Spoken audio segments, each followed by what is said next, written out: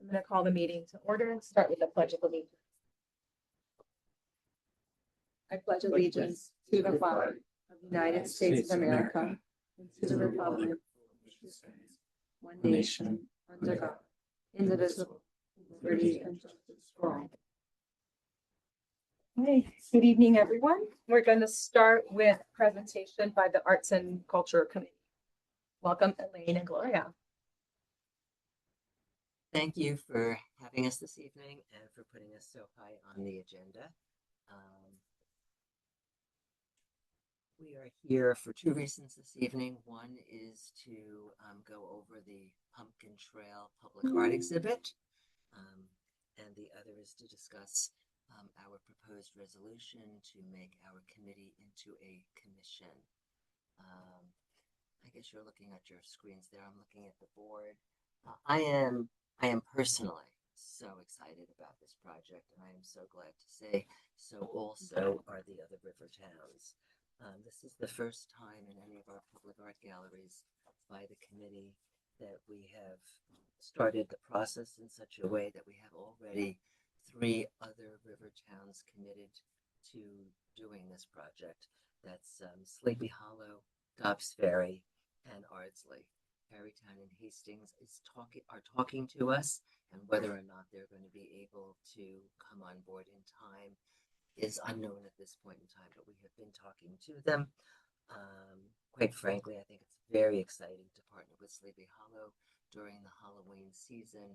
They are overrun with tourists, and to have some multi-town event that is going to draw people from their crowded streets to our beautiful village and to our Chamber of Commerce, our parks, and our restaurants, I think is good for our entire community. It speaks for itself. It is similar to the Bulldogs and similar to the Butterflies. It is going to be a public art gallery, much more, I would say, like the Butterflies insofar as there's not going to be individual sponsorship like the Butterflies. There will probably be one main sponsor. Last time with the Butterflies, Velasco Home Improvement had constructed all of our pedestals free of charge. We will continue to use them, but we're probably going to have another sponsor, another corporate entity, maybe Sunnyside. We're talking to a variety of different generous philanthropic commercial entities in the village, and therefore we will be continuing our ability not to ask this board for any contribution to the effort. In fact, we think we will make some money that can be used again for our other projects. I think it's just wonderful to be able to celebrate, the Halloween and the fall season. We have 2 different types of pumpkins on our trail. We have a large hero pumpkin. Can you show us? Maybe I should start with the first one, and I skipped around. Okay, so there's so you can see it here. We have the hero pumpkins, which are the single ones, the single pumpkins, and then we have the triple pumpkins. We are arranging to light, as you can see, interior lights here. Light some of the pumpkins with I have to look at my notes. Fairy lights inside. We are hoping the 15th to 20th to get the pumpkins up and for them to stay up through probably like the first week in November, even though the auction will be earlier, but we will keep them a little bit beyond that, maintaining them during our beautiful Halloween musical time. So it's really for fall tourism, and we will make it an inter-village effort. Will they be up? Will there be overlap with the Bulldogs or not? No, the plan is, well, actually, let me not speak so fast. The plan is to install by September 20th, and I think it's just about the time that it's just about maybe like a week. Yeah, just the Bulldogs. I think September 26th is Oktoberfest, if I recall correctly. Well, don't they come down before Oktoberfest to be ready for the auction? Well, they're displayed at Oktoberfest. Yeah, I know. But how early? I don't think they're brought down much in day of. advance. Yeah, I think it's the day of. So yes, the bulldog, but similarly, we have the butterfly gardens up now at the same time the bulldogs are. So the difference is going to be the garden is going to be gone, the planter is going to be gone, and the pumpkin is going to be on top of that pedestal. So we're going to now have duality of use for that pedestal. We won't have an extra charge for the pedestals. Can I ask a question? You mentioned course. fairy lights. Will they need to be plugged into an electrical drop? No, they'll be in an interior battery. And we're probably only offering that option to, I think, It's not all three, of them. It's only the I ones. think it's 3 artists as a trial run for an interesting. Those things last forever on batteries. They are And some are solar. So Yeah. they'll just keep. yeah, I have one on a wreath that, it lasted a month. As a matter of fact, we're going to have to drill holes in order to do that, and I volunteered one of our trustees to assist with that. Yeah. Not, no not in electricity. his trustee capacity, though. One quick question, these look beautiful. Are they delicate at all? They're wood. No, they're So made of wood. there's no They're- chance that somebody's gonna bang into one and collapse it. No. Just like the butterflies, just like the bulldogs. I think this is self-explanatory. It is going to be a trail throughout the villages, connecting the villages. It is going to do to our downtown what our bulldogs do. I can't tell you how my 3-year-old, the only thing his eyes are for are the bulldogs in this town. And no matter how many times we walk down those streets, he's not even interested in the goats in the farmers market. He's interested in the bulldogs and the butterflies, and I'm sure the pumpkins are going to be similar. I'm assuming, I mean, these are much smaller than the other things, so they don't really require storage, right? Who's gonna store them? Well, they're not They're just gonna come the in. pumpkins are not going to be stored similar to the butterflies. They're going to come in. They're going to go out to the artists. They're going to be installed, and then they're going to be auctioned like the butterflies. So and like the bulldogs. So there's only the storage of the pedestals.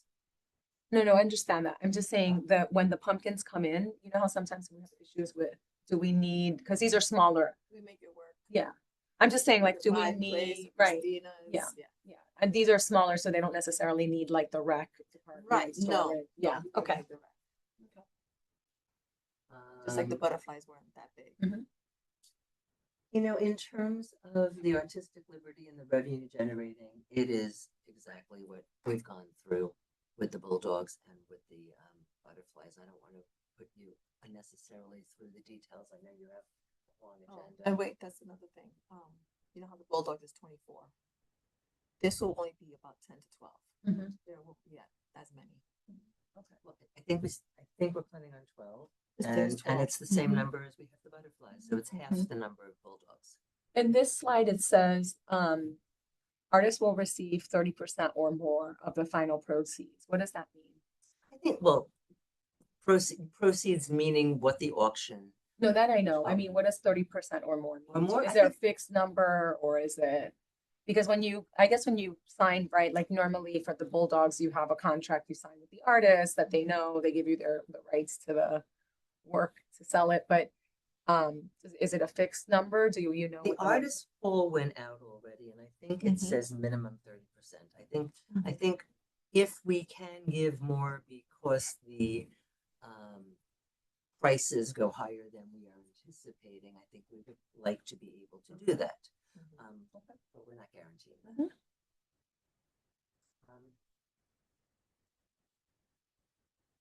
But just like with the bulldogs, 25% the artists get. This is, it went up to 30%.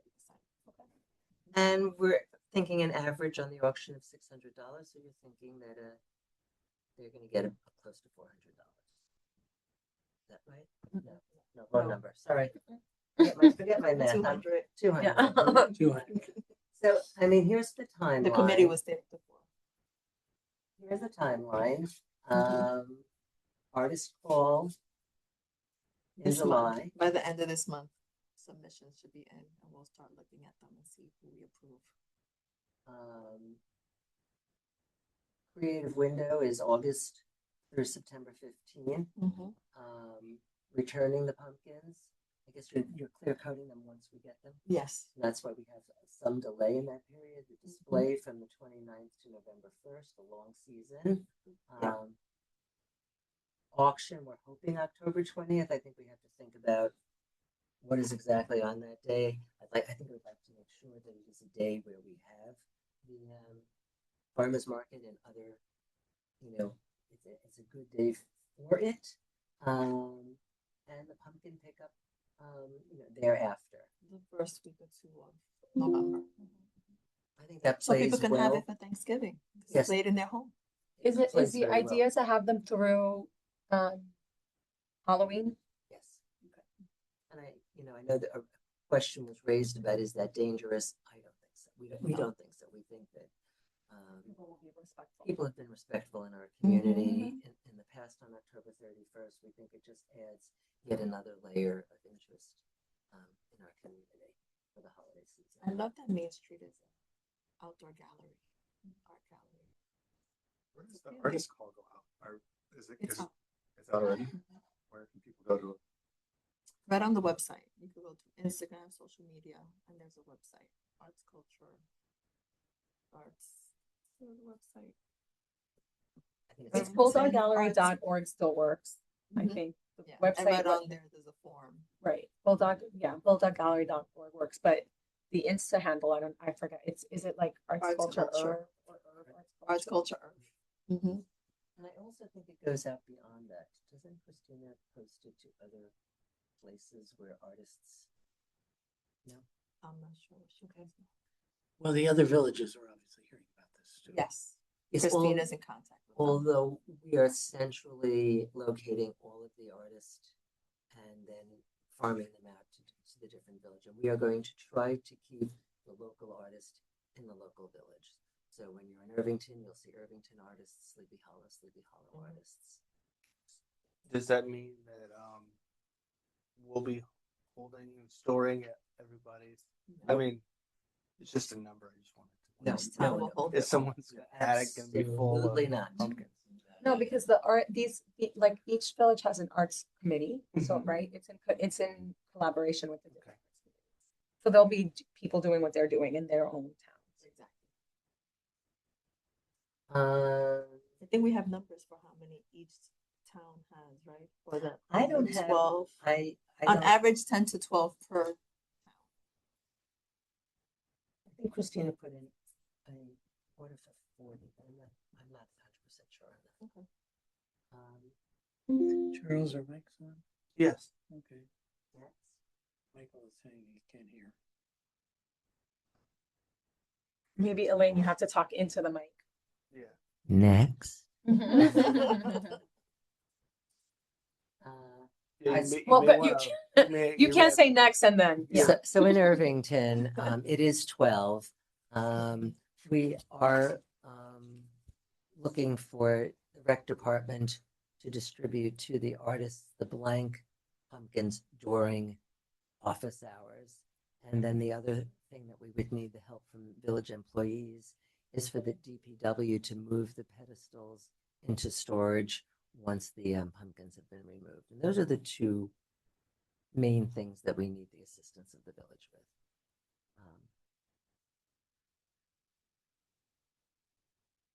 Are we done?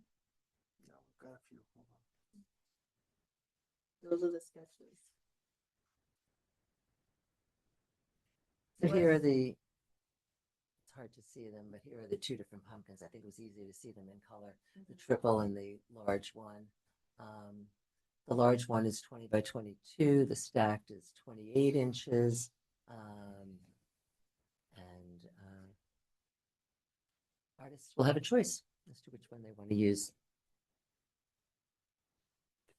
Now the pedestals will be like anchored in some way so that they are, they'll float because they'll be on brick.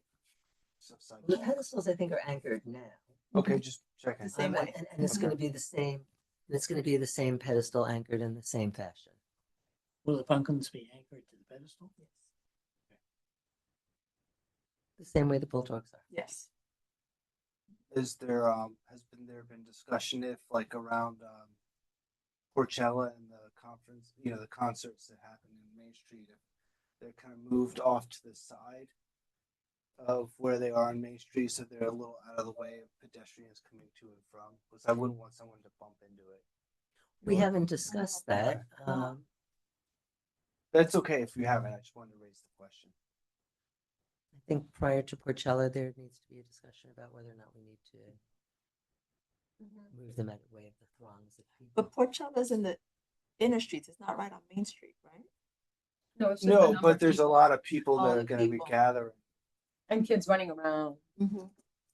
There's something that, like, there's like in front of here, there's something. Oh, that's right. I There's did see down that. between And Cottage Drew and- also at Farm Eats does something on Main Street. Right, yeah, there's definitely, and another, I think we probably will close the street again. Well, last year we had the murals up, Yeah, but during that time. Yeah, and they just were, fine. but they were just They were that. up Yeah, against- Mhm. I mean, yeah, I think it'll be fine. It's just sometimes you have kids, like kids running around hyped up on candy. That's like a little added Mhm. fun factor, a little fun factor. Yes.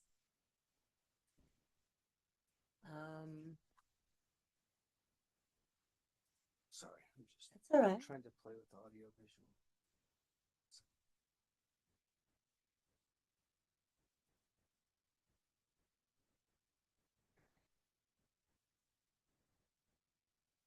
Sorry about that.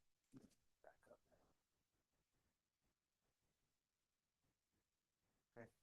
So these are 5 different possible ways that we've given artists an idea of what they could or couldn't do.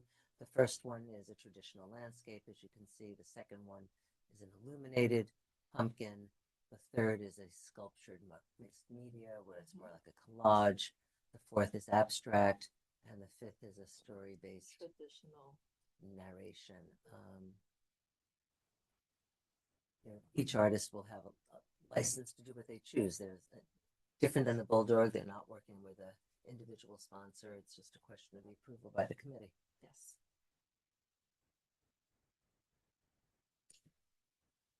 And this is our costs. The pumpkins themselves are $450 each. The clear coating is another $100 per pumpkin. The identification plaques another $20, and then for the entire extras marketing about $500. And I had a breakdown of what that miscellaneous other is, and that has to do with the auction, scavenger hunt, sandbags, repairs, based on our experience with our other outdoor art galleries. So That's the an pumpkins are estimate. $450. They're kind of expensive. 'Cause the bulldogs are like 600. I think the bulldogs are fiberglass and these are wood. Maybe that has something to do with the difference in price. And where are they being manufactured? I think the last screen said, well, maybe I'm wrong, but I think it said the one before it. Here. Fabricated by Art XO Studios LLC. Okay. I have a question. As far as Sure. the money piece of it, who is the village paying for all of these costs? And as far as the auction, who's Well- handling that? I believe it is the same answer as what we do for the Bulldogs. And I believe that the committee does, but some money I think does the auction money come into the, No, it comes into the village website. I mean, comes into the website, like whatever platform is used. And then I think expenses are paid and then maybe the balance is paid to you. Is that what's happened in the past? That's what happened with the bulldogs. The butterflies, we didn't get an accounting of it yet, so I'm not sure how those were handled. Yeah, so you guys owe us that, right? We need an accounting for the butterflies and butterfly? Yeah. And a confirmation that how this is gonna work the same. I mean, I assume it's gonna be similar to the bulldogs. it's going to be. But the money for this is gonna be fronted, I assume, because the Bulldog Gallery auction is not gonna have happened yet. No, but we will have gotten money from a sponsor. Okay. And I'm going to add that to my Yeah. list of questions. I'm assuming, is there a balance? Do you know if there's a balance in the Bulldog fund? There is a on- balance. I don't know off the top of my Yeah, head. I'd say okay. probably between like 10 and 15,000. Right. Okay. Well, So- then that's yeah, more I than mean, enough so there's to cover. funds to cover it, but yeah. Are these 12 just for Irvington? Or are Yes. these, okay, and These are then, just Irvington. then the other villages are doing their own accounting? Yes, the other villages are ordering the pumpkins from us. The pumpkins get delivered to them. They distribute them. They, deal with having, in fact, their costs will be greater because they have to fabricate pedestals. Then our auction only applies to Irvington's. Mm, yeah. I mean, So if we want to bid on something in Tarrytown, we have to.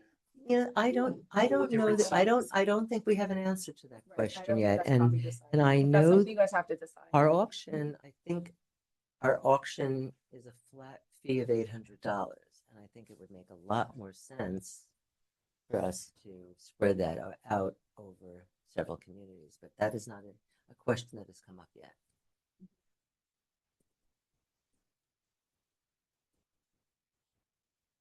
Do you have any thoughts about any preferences? As I'm thinking about it, I'm thinking that I might become more interested in another community if I saw their pumpkins and I want to go see that. So to the extent that we're trying to create an inter-village interest in our pumpkin trail, it seems to me that a coordinated website and a coordinated auction would be advantageous.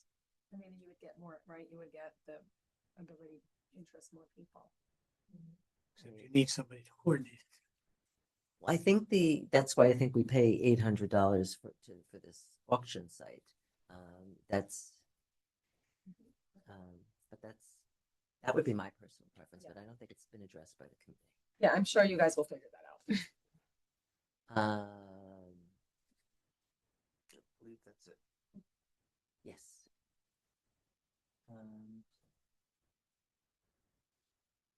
So I just wanted to underscore that we are, as we've done in the past, asking the committee to post our marketing messages, to distribute the rec department during business hours to distribute the pumpkins, for DPW to move the pedestals as needed, and to store them in the rec department somewhere in early November, as they have stored the pedestals for the That's not really- bulldogs as yeah, well. It's not really a change. I don't Nope. think.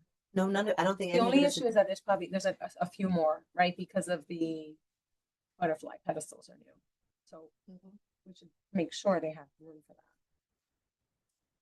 I don't think it's a problem. Where are they actually storing these things? wherever the Sure. bulldog pedestals are currently stored. Where? 86 Main Street? Next to the fire. Yeah, 86 Main Street. Yeah, I think that they're stored there off season. Right. They're not being used. Good spot. My notes indicate specifically that we don't think we're going to be needing money from the village other than money that is already in our coffers. And I know you asked about emergency weather conditions, and we think the committee members will take care of the pumpkins and the pedestals if we need to.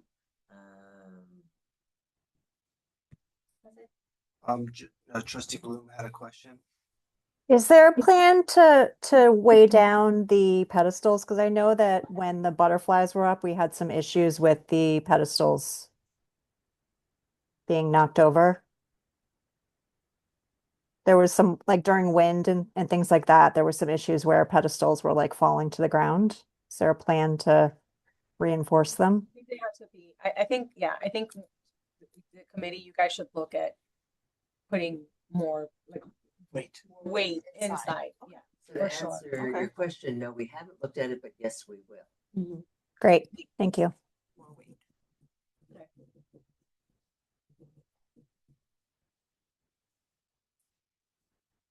Anybody else have any questions? Yeah, I think it's a great idea to get other villages involved, especially on Halloween. So, nice work. Yeah, I also Right. think it's great. I just think we need a better picture of cost, just to make sure that the committee's not asking the village to chip in any of the expenses. You might have, there was a slide, Josie. No, I know, I saw that, but then there was some question about where the money was coming from. Oh, right, okay. No, but I think, right, you could confirm, they should confirm that, but I think it's coming just like the Bulldogs, right? Yeah. Right, but I just That's want to the thing to confirm, correct, Yeah. yeah. The budget that we're looking at is about, give or take, $8,000. And the money that we have in. Right, I understand and I heard that part of it. I just want confirmation that that's where it's coming from. Okay, so we're. And then we are planning on They can't having, hear you. I think we're getting emails that it's I not saw one. audible, yeah. so in addition to the money in the coffers, we're also planning on getting another sponsor, corporate sponsor. It's way in excess of our projected costs. Okay. Would you like to move on to the next? Yes, so, okay, so the next item is we're gonna talk about the resolution. So I read through it, I was a little bit confused. I'll let you talk about it, but what I want clarification on is in the resolution, it says that the commission, as a commission, you would work with the Arts and Culture Committee. I thought it was just a renaming, so I want to clarify. I see it saying shall succeed and continue the work of. I read that it's. Hold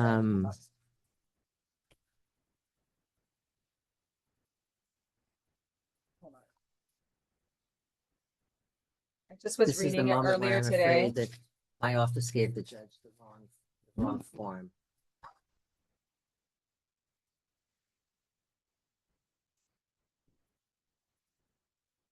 Okay. Maybe I read it somewhere else. Okay. Maybe I read something earlier version. I apologize for the confusion. No worries.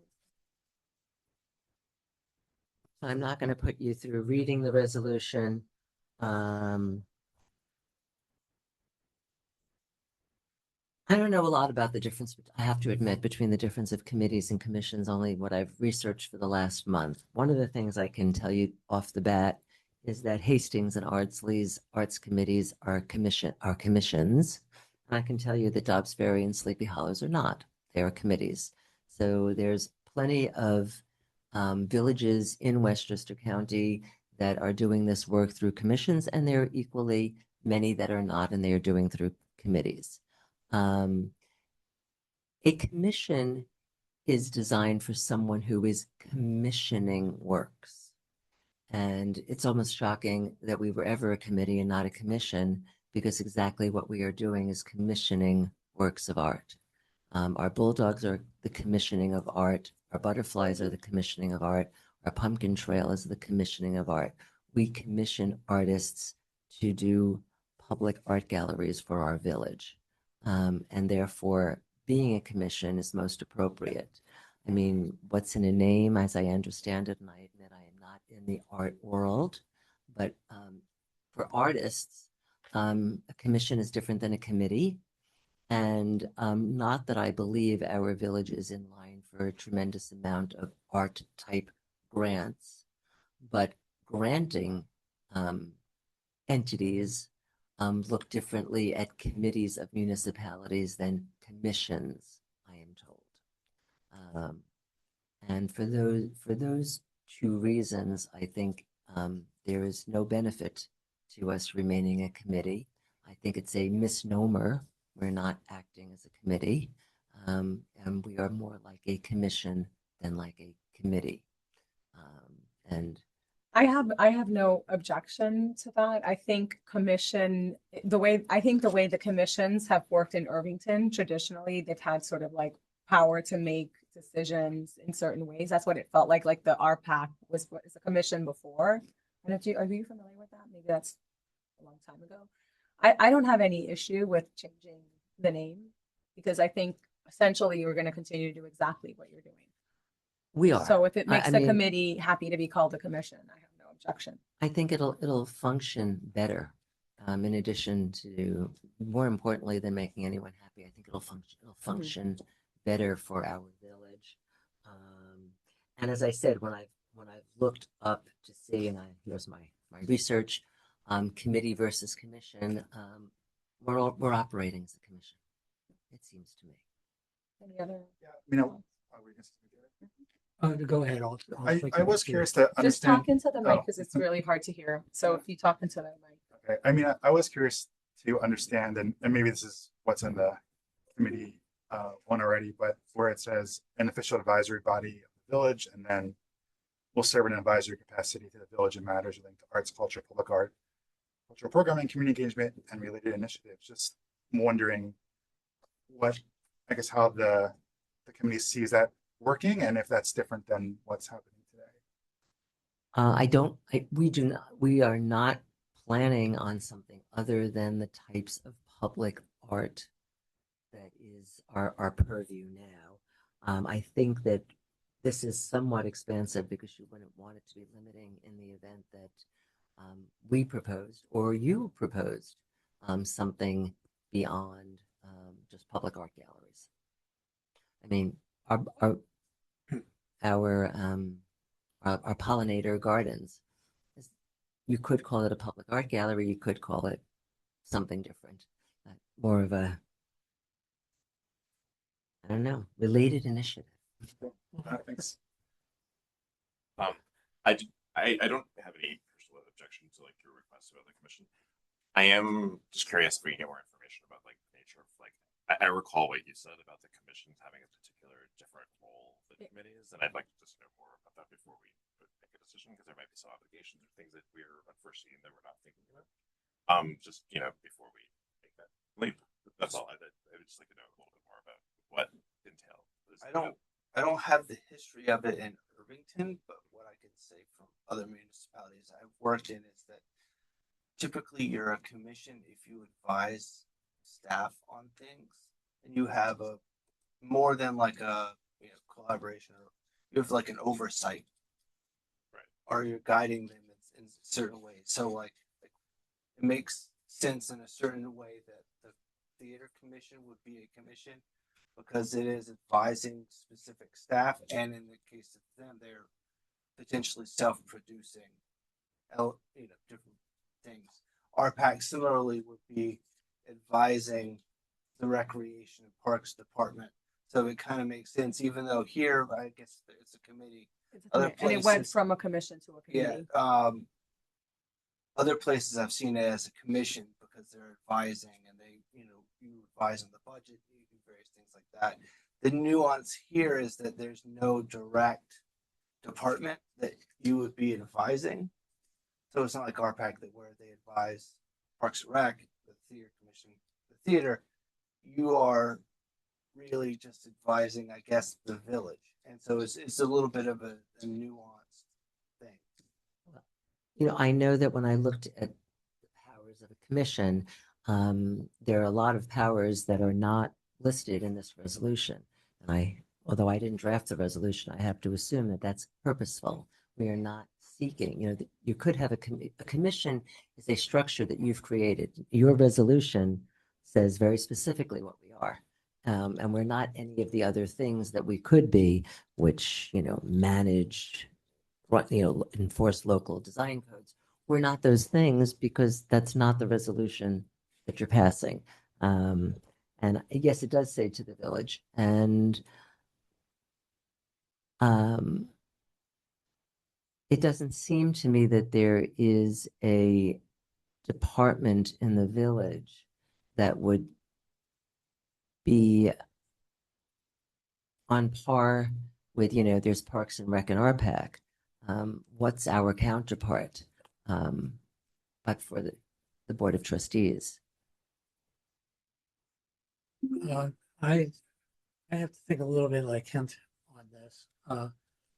And I love this interplay of there's nuance here. And I mean, what's stated in this seems perfectly fine with me. That said, there was a big problem in the past with RPAC being a commission. And there was a lot of feelings and issues associated with that, that then the board at that time, and I'm not aware of the details of what happened, but they made a decision to switch it from. Oh, you have it right there. Yeah. You really got to be close I'm with like these. really crazy. I'm like 2 microphones. I'm Right. sorry. uh, for whatever reason, and as I say, I don't have those reasons, the board made the difficult decision to quote, downgrade them from a commission to a committee. And I would like to understand what that is. I'd like to see Mary Ann's have a definition of what a commission is or isn't in our village. Is there anything in the code about what a commission is? Do we have a definition of that? We would have to look into Yeah. that. So I think we need Yeah. to sort of quantify what it is that we're doing.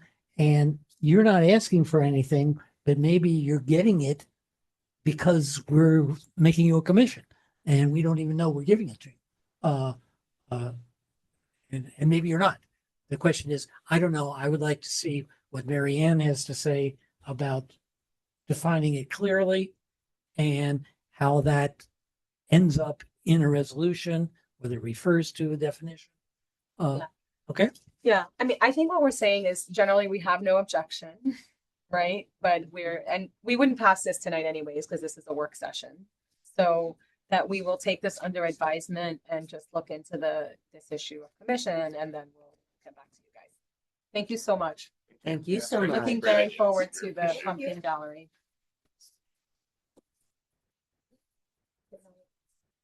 Okay. 2026 capital budget.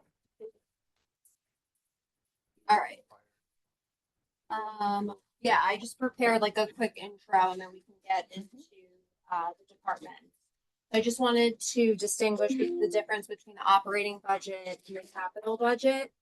A capital budget is for longer term assets and projects, typically involving larger cost items.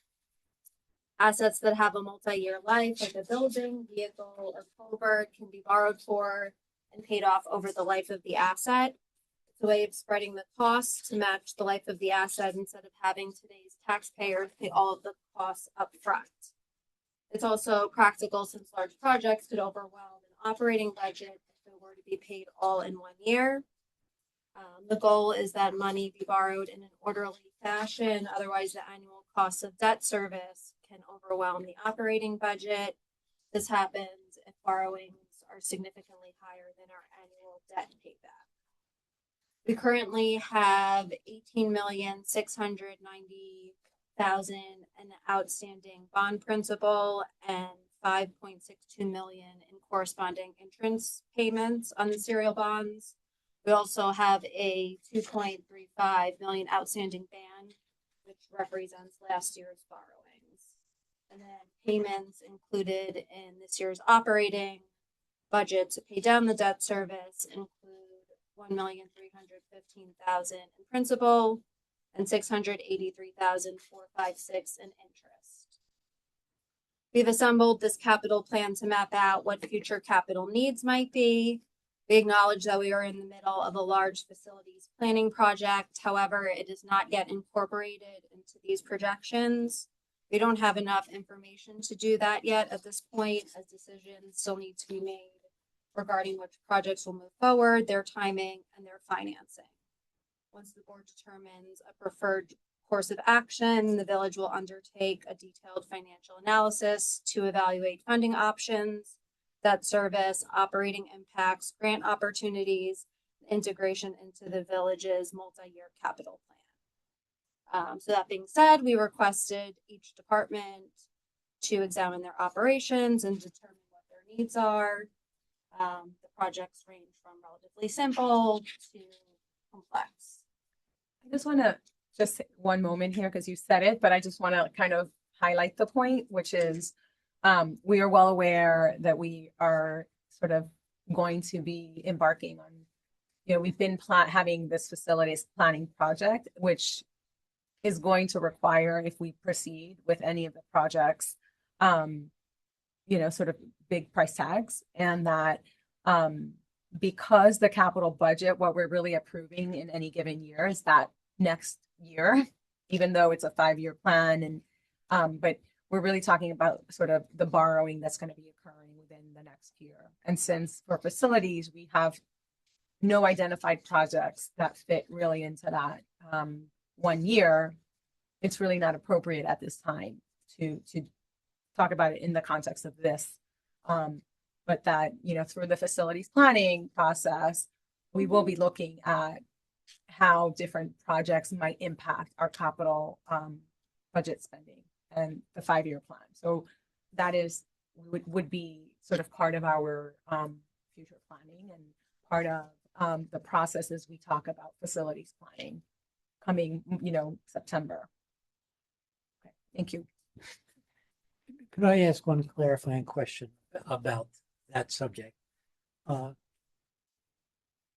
me how the cap that we have on taxing relates to a cap on bonding. So we couldn't just go out and decide to borrow, $200 million. Correct. So there's the constitutional debt limit, which dictates how much outstanding debt we can have, and that's based on assessment values. So that's right now, I think don't quote me, but we're very, very low. We have a lot of room as far as our constitutional debt limit. The tax cap is the annual operating budget. So that says how much we can raise taxes without exceeding this 2% cap. So the numbers from capital that then flow into the operating budget towards the cap is the annual debt service payments that we would make. So it's kind of two separate calculations. Right, but you're essentially saying we do have a lot of room in terms of the total. Correct. But if we borrow a chunk of money, the annual payment that we make, which depends on interest rate and various other things, that is limited by the tax cap. The tax cap, which there's always, I know this village has never done it. There's the option to exceed the tax cap, which would require, board approval. Just putting that out there. But it is not direct. We don't have a 2% tax cap on borrowing, but Right. if the interest payments, the debt service does, it fall within everything that we need to consider for the 2% that to fall within the 2% tax cap. Correct. So when we're factoring in our operating budget, the debt service payments factor into the expense piece of that. So when you're factoring, where you are related to the cap, it plays into it. So my guess is that our consultants, BB&B, would like to have some rough hard numbers on what those limits actually are, so that when they're presenting something to us, we also should know that, right? Yes, we should know it we too. should definitely know. I actually wanted to ask this when I was reading through this. I would love to know what those limits are. Okay. There's an annual report I have to file with the state for our constitutional debt limit, so I can circulate that tomorrow. Whenever, and what potential borrowings would happen in the current environment that would have to be included for the year's borrowing, the year's annual budget, not the capital budget. So yeah, what is the range that's available potentially to do that? And I know that that's not. It would depend on a lot of things. It would depend on what our other expenses were. I mean, if we had very few expenses, then our range to take on debt, pay the interest. Correct me if any of this is incorrect. Then we have more of a cushion. If the board is aware, when we were doing the tentative operating budget, our cushion was about $70,000. Right. So it's not a lot of money no. So factoring that in, and Yeah. understanding that when we're bonding, for a facility, those debt payments are gonna bump us up against that cap very fast. Understanding that we also have seen rising healthcare and retirement costs. So do we need some way to analyze where that, what allowance that gives us to plan for if BBB is going to suggest that you phase projects this way or that way, that they can understand what sort of capital range. I mean, obviously they can't, we can't borrow $40 million next year. My opinion, and again, correct me, is that we first need to know what we're going to be spending. Up until this That's point, the numbers have been very fuzzy. We really need to know because Katie will need to go to the bond council, capital markets advisors, and understand, what our borrowing tools will be, bands versus bonds, and what the payment schedule against that debt will be. So we first need to know we're doing X. It's going to cost us this amount of money. We want to do it in this period of time. This is what. Yeah, because David, even if we talk about sort of all these projects together might cost X, that we don't know when they're happening, what pieces are going to happen, what we're going to what we're going to borrow for versus use fund balance for or get grants for. We're not going to know that ahead of time. Well, that's exactly my point, that the planning that BBB is doing, it would help inform them. It wouldn't though, because we first need to, we don't. They could presumably stack projects in different manners. But they're not that. First of all, this board has to discuss what we're going to be doing, right? We haven't even had a presentation from BBB to the full board. So we really are going to need to know first, as we discuss this, what things are people, and hearing from the public, of course, what the potential way forward is going to be. So I think that is something we can do much later on. I don't agree necessarily that, I don't know what we would even tell them to what would you want? I guess I need clarity from you. Like, what would you think we would be like telling BBB now? Well, like, what calculations would Katie be We doing? don't want them to present us a preferred plan that financially is impossible to look at. But we won't know that until we evaluate all financing resources. The village would obviously be very aggressive in pursuing grants that are out there. PPPs are a way that people do that. Or even over time, right? How we space this out. So Well, there's again, all of that. that's what they're going to present to us is a concept, a preferred plan that fits within whatever range of capital that we get. And they may potentially be saying, well, this is a preferred plan, but to make this, you're going to have to go out and get but this is so what many you're dollars in talking about grants. now is really not part of this capital budget that we need to do. No. So that is maybe a conversation we need to table because Yes, it's really not for this. not for this particular thing. We need to get to the capital budget. Exactly. And none of that would go into this because this is a 5-year plan which has actual numbers and we know what we're borrowing for. Absolutely. So we'd have to know that. Okay. So we should probably move forward with the capital budget. Okay, so we'll start with fire.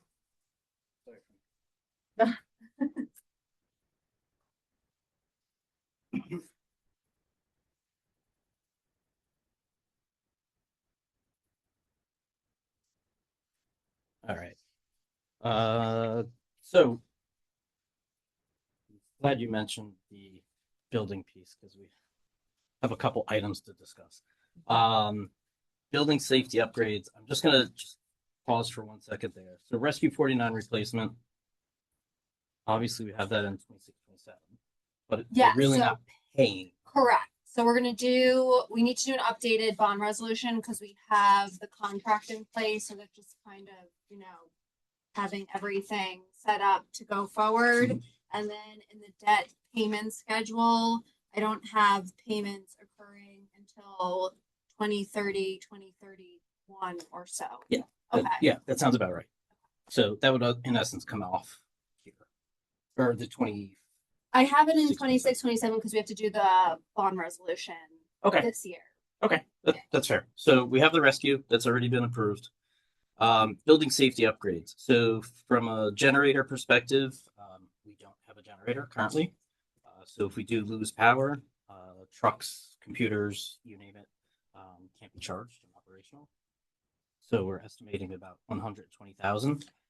I don't know if there's any grants that we can potentially get as a result of that, but going with There 100 could be a storm resiliency grant. Yeah.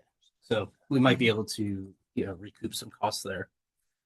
Key card access, Charles and I have discussed, we'll take that, I think, out of fund balance, September-ish, give or take. But we can be flexible on the timeline there. And just clarify it, just for the Yeah. myself and the board, that key card access is the panel that is at the front of your building that It's- gains access to the building itself, but the current system has presently and has not for a while worked appropriately, correct? It works. The problem is the software itself is on an old server that just doesn't. It's extremely old. Let's put it that way. It's probably 30 years old at this point, so we're looking to upgrade that. So I think that's But that's a smaller ticket item. exactly. Yep. File and application server replacement. We're estimating about 51. I'll round up to 52,000. And that would be to move our servers from the firehouse over to the stack Where here at they're town hall. managed by the village. Correct. IT system. Yep. And then air compressor. We do have this in at 40,000. Our current one is about 20 years old, I think, at this point. I actually would bump that up to 60,000. We did. We already, did. We yeah. bumped Perfect. it up Okay. on the. Sorry, I didn't get the updated version. So, I actually am working with the AAA, the vendor that we're going to use. They're going to come in and give us an estimate. They are aware that we may or may not be moving, or one way or another, there's construction happening. So we're going to build it so that we can move it. If it's tear down, rebuild, move it somewhere else, whatever the case is. So we're going to construct it in that manner. So it's not, I don't want to say throwaway work. What do you use an air compressor for? To fill our air packs. Is that what you call the cascade? Yeah, cascade system. Yep. Different terminology for Sorry, folks. just keeping it all together. So those are the items that we have. Any questions for 26, 27? If we could, just because it's been a discussion in the past, we have been taking action on some of the items that were approved in the 25-26 budget. Todd Smith and DPW have been working with those guys on a number of those projects. The repair of the sidewalk. They fixed the rear wall. Yep. And they installed a railing down there. And the staircase. And the staircase as well. And the village contracted with a construction manager to take a look at the cracks under the ladder apparatus as well as construction of a decontamination unit. So we're doing what we can. We just got those figures in, so we have to evaluate, I think, longer term what the next step is with some of the real expensive projects like that. And the generator, is that going to be the same deal with the air compressor? That it's something that if you're moving or rebuilding or remodeling, it can be changed to a different location? We'll have to talk to the contractor to validate, but I would expect the answer to be yes. Okay. And would that be, are you looking at gas? So we're in the midst of working with Todd Smith to pipe in, and Con Edison to pipe in gas to the firehouse, at which point we would look for a gas generator. Yeah. We don't want oil as the primary source. So just on Charles's comment about the structural, or a few of the projects that we had for this year. So I think it's just important for folks to know the 178 bay, the structural concrete slab that sits under the truck seems to be compromised. So that is estimated at about $100,000. Now there are additional contingency escalation, construction contingencies here that we just got the numbers, so I need to understand that further. Personally, I think there's a little fluff in that, or a lot of fluff. So my recommendation, if we're at a tough point here, because the decontamination unit is, let's just estimate it $30,000, give or take, or $300,000. Excuse me. I was like, wow, it got No, no, cheaper. no. Over 300 easily, thousand, and then we have the apparatus bay at 100,000. So I'm all for doing all the projects, okay? Just because decontamination, I mean, we're going to more and more fires that are just not safe for us. And then we're bringing it into our cars and bringing it to our families. But between both of those projects, we're talking, I'm going to round, but $783,000. So I have the figures in front of me. Yeah. So to do the actual cost itself, the total both projects is $399,792. Design contingency and other contingencies adds another $179,509. With incidentals built in, at an additional $200,755, leaving a total of $782.56. So these are numbers we literally just received earlier this week. So we have to parse them in, and these are budgetary numbers. So Correct. ultimately what would happen is we would develop RFPs or bids with the specs that Calgy, our construction manager, would develop, with the hope of getting a tighter, more realistic number. These numbers came from, Calgy, the construction manager. okay, like their estimates. Their estimates, budgetary. Okay. And that's the one, the contract we just approved for 30 grand. Gotcha. Calgy is an older contract. So didn't we just approve 30,000 for designing something? not on my budget. I don't know what that's for. We may be circling around the same contract. It was back in spring. Yeah. Yeah, it was around 30,000 for a construction management services. Right. Okay. And the fluff may or may not be fluff, but just as an understanding, we're talking about the floor is a slab on grade that's deteriorating. There's no basement in that building. There is a basement. The issue is the steel underneath 178's bay. And based on the core samples that were taken, it proved to be compromised, the steel under the engine. So we have to have a conversation with them to say, how long do we need to deal with that? But the moment I hear there's deterioration, my opinion, you got to deal with it right away. Right. So I mean, there are alternative solutions. We could saw cut, put new concrete down. Part of the issue is that the way the floor is pitched, water sits on that spot, and that spot is right underneath where the tire goes. So if they're out in snow or rain or whatever, the salt, it sits there, and that spot, when they did the core drilling, showed a high chloride content there, which is what's deteriorating it. Now it hasn't gotten to the point where I think it's a real problem, like the beyond the where it's currently impacting the rest of the structure is stable. Mhm. But it's, to the chief's point, I mean, it's sitting under a heavy piece of machinery. Yeah. So we could saw cut it, put new concrete slab, depending on what we do with the facilities, maybe that's enough. Maybe it buys us time. The decontamination room is a little bit more tricky because they're looking at the potential to convert the bathroom in the basement of that room to a decontamination room with a shower. Correct. So is there any of the decontamination room that could be saved in a new, Based on the way that I mean, we don't have the full-on schematics of what we're You would have potentially an going to architect- do. You would need to design it. Yeah, I mean, I think is you're, that a possibility? I mean, I don't know what's. if you I mean, you're level putting in what's the there shallow now, ways. I think it's probably throwaway work.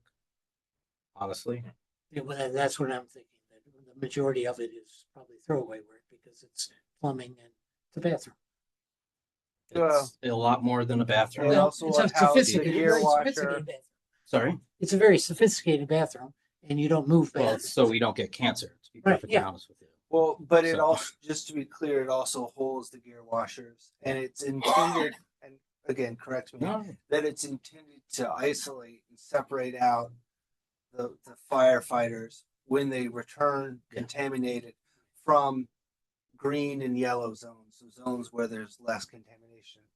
The ideal situation would be a separate entrance that they go in and decontaminate. which is what they did draft out Yeah. for us. The challenge with the existing layout is where they would have to go. There's a very small area where that entryway would be, and it may be realistic that they go down. People would still have to go down the stairs to get to the team.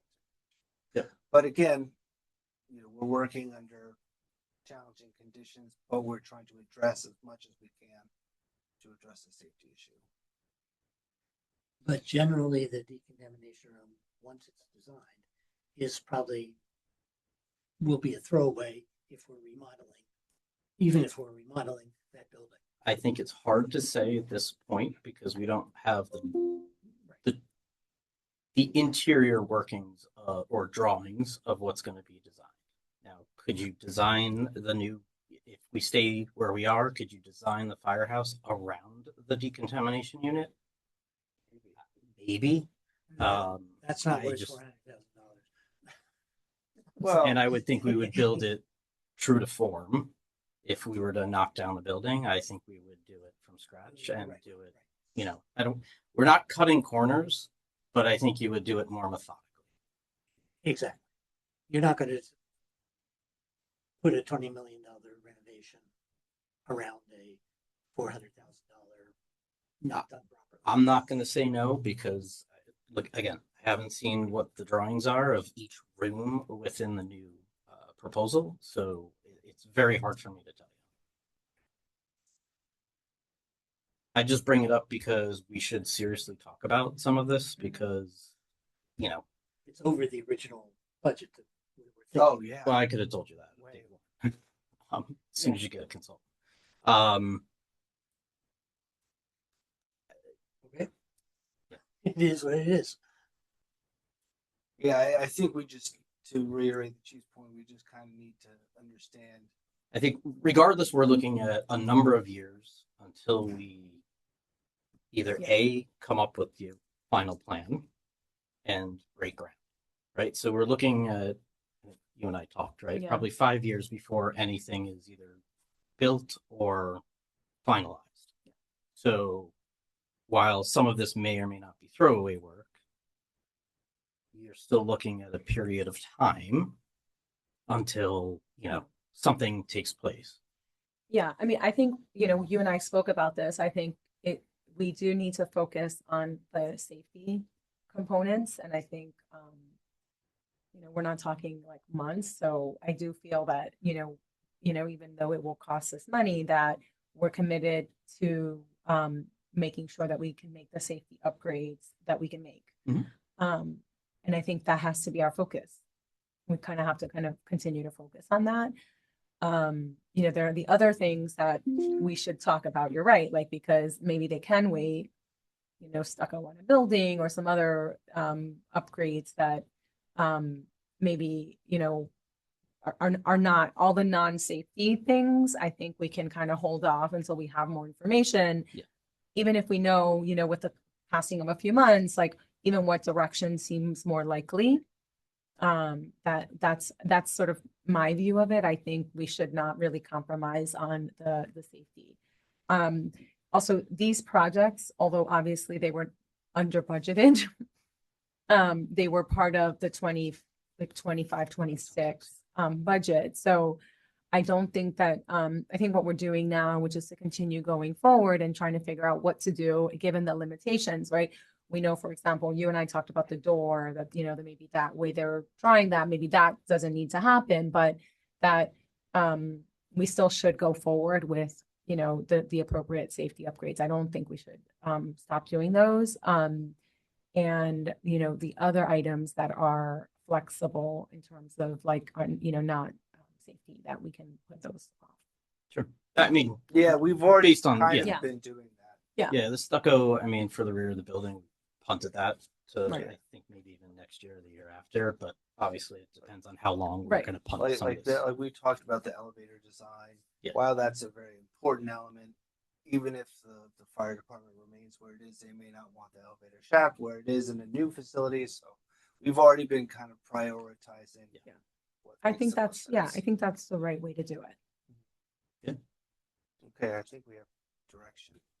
Well, I Just one quick would, question. yeah, I go ahead. read a little bit of, but I don't know if it's appropriate for this, like portable decontamination units. Is that something that's like you've ever looked at? Something that's like I don't know where you would put that. There isn't much room. And you need water access. You need water access. It's gotta be temperature controlled. I don't know that the, might have some space. Yeah. I was just looking for something that might be Yeah, no, less, no, like, of course. Was Yeah. there the building next door? Have you looked at doing that? You'd have to build out a complete decontamination component to that building. You couldn't just go into the first floor and shower because we'd be tracking all of the carcinogens in through the, whether it's stairway. residential, business, whatever it is there. It's residential. The only thing I'm thinking about is, I agree completely with Arlene. We got to get this. We do too. Yeah. Done. I mean, that life safety is like critical. But we are over budget. And the only thing I can see is, do we want to put the generator off? Given the way that the storms have been going, I would say definitely not. I think you would want the doors to open to the firehouse. You would want the fire trucks to be charged, the radios to be charged, all the equipment. That's our take. It does feel like there's an emergency component to that. I mean, how many Yeah. storms have we had? I mean, if the police didn't have their generator, they probably would have a tough time taking calls. I don't want to speak for Frank, but Yeah, I think it makes sense to do I the will. generator. I guess I would think like for maybe for 27, 28, my question there would be, can we delay the replacement ladder, another year, or the chief car upgrade another year, versus, because I agree, I think the 26 safety stuff. Things. Yeah, I would agree with that. In the 27, 28 items, we really would be talking about next year. And Yeah. we'll hopefully Yeah. at that point we have a better understanding of what the true numbers of what we're talking Yeah. about here. the ladder would be 3.5 million for that. I could tell you that right now. So we can discuss pushing. We have pushed it a number of years, just given the other projects. The new Chiefs car, I would say we would probably want to get that because the 2017 is 2017, so 10 years old at that point. Building safety, like so for the stucco, I would honestly just punt that because while it makes sense to do, if we're going to change the building, then it's not. Well, understanding too that, sorry, I interrupted you, but the ladder is a major expense, but what's the lead time on a? Well, that's design? yeah. So You're even looking at 3 to 4 years. if we approve it in 27, 28, You're not getting it we're not for gonna pay for it right then. You No. pay, even if you do like stage staggered payments. Yeah. It wouldn't be that. You ever think about getting into the business of building ladders and rescue trucks? It would be great because you would get bought out in a second by the 3 that exist out there. So, yes, because you could put a price tag out there that it doesn't matter. I'm just being silly. No, but you're totally right. Okay. Any other questions? Okay. Thank you. Yeah, thank you. Thank you. Thank you.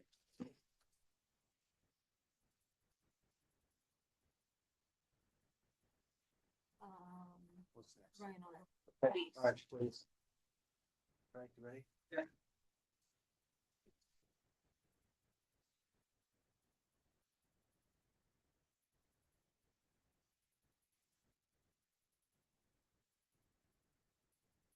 Yes. I'm getting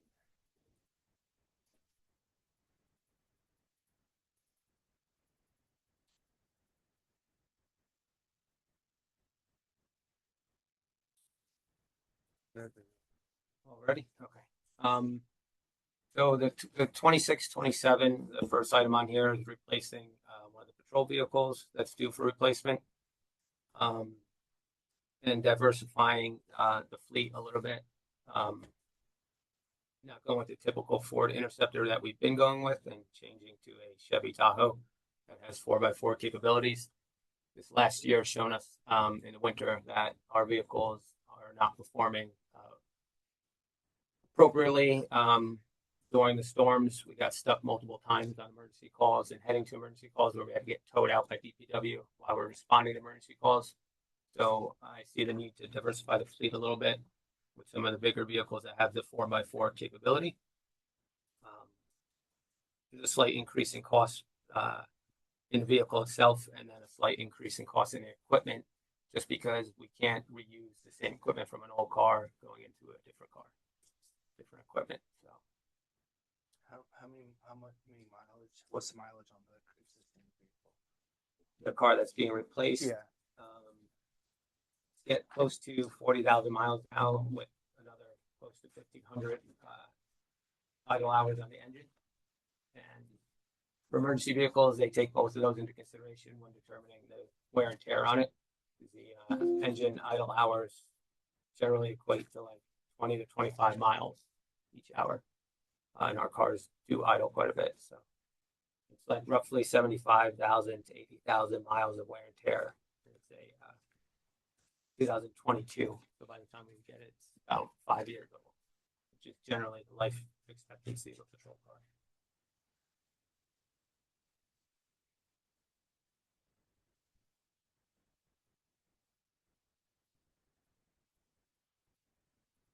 Okay. The second item on it is expanding the camera coverage on Main Street area. The fixed cameras, there's some areas on Main Street that are currently. You said 6? No, I was Oh. saying fixed Oh, cameras. fixed. I didn't. I was Um, gonna ask you what number, and you said, I thought you said 6. I No, thought you were sorry. reading my mind. There's some areas along Main Street, various locations that aren't currently covered by our camera system that I'd like to add, so we have coverage on those. They are Main Street cameras. We utilize them all the time for various investigative reasons. Helps us solve a lot of criminal cases, as well as a lot of vehicle and traffic issues and motor vehicle accidents and other various issues. So that project would pretty much take away all of our blind spots on Main Street. Is there like an ongoing operational cost for those cameras, or is that handled by the current system? So the operational costs with the cameras are mostly for repairs, any issues like that. And we've explored getting a service contract with the vendor that does the cameras that will cover some of the stuff with the repairs, outside materials, I think, and things like that. But yeah, there's no like ongoing maintenance contract that we currently have or licensing. We have the licensing, so we're just adding cameras. This 96,000 is how many new cameras? The exact number of cameras, I think it was roughly, 6 new locations or 6 total. How many do we have now? Total in the village, or Yeah. I don't know that number. Oh, Yes. yeah. I was gonna ask the There's- same number. Yeah, Can you? there's got to be probably 70 to 80 cameras. Wow, that's a lot of cameras. Yeah, well, you have cameras in all the parks, senior center, Facilities. facilities, indoor cameras, Main Street, top of Main Street, pump station. So we have 70 some. Mhm. Or more, and we're adding 9. And are they? I'm sorry, I'm singing. I always feel like somebody's watching me. It's just started in my Of head. I'm course. sorry. That's a lot of cameras. Okay. Are these being AI monitored, or No, somebody no. has to look at them? Yeah. So none of our cameras are AI monitored. They're generally used for investigative purposes, and then in certain situations, we'll monitor them for traffic purposes and things like that. But they're not monitored. You know, You're not looking at it until you realize there's been a problem correct. in that area, and then you go back. Yes. Okay. And so that 96 you said is 6 cameras. I'll have to double check the estimate, but I believe it was 6 locations. In each location, they're called multi cameras. There's like 4 cameras in one, kind of, so you get 4 angles per unit. Have you looked at any software that analyzes what's going on and alerts you? I have seen some demonstrations of some software from various vendors that overlays onto your cameras, and there's it's pretty interesting what it could do. Yeah, I haven't explored, the cost of it or purchasing it, or really weighed out whether or not it'd be beneficial for us to implement something like that at this point, just based on the kind of crime and things that we have here. I don't know if the cost, it's really worth it for that, but well, I mean, if something you that have we a continue to car explore. accident, you don't know about it until somebody calls you. Correct. Even though the camera may have observed it. Correct. Yeah. So presumably a software would be able to alert that a car accident happened, and you would then look at it. Right. Yeah, and moving into the future, this was like a 3-phase project. That the next phase of it would be North Broadway corridor from Main Street to Heritage Hill to cover the areas of the houses of worship and the schools. So something like that would make some sense, I think. If those cameras were up there too, just because of the sensitive locations that it's covering. Because it does, it could tell you if somebody's pulling a gun out or doing something that's kind of like what it recognizes as abnormal behavior. So, Yeah, the pull your gun out thing is the thing that my school's been looking at. right. Yeah. Just for reference, it's 5 cameras in this phase 1 in the Main Street Okay. phase. That was 5. Okay. Now that we know that we're all being watched. Yes. I just always assume we're on camera somewhere. And once again, that's a 3-phase project. So if you see in the next year, it's the North Broadway area, and then the following year would be the South Broadway area. Each a little bit different based on how many cameras we need and what locations it's covering.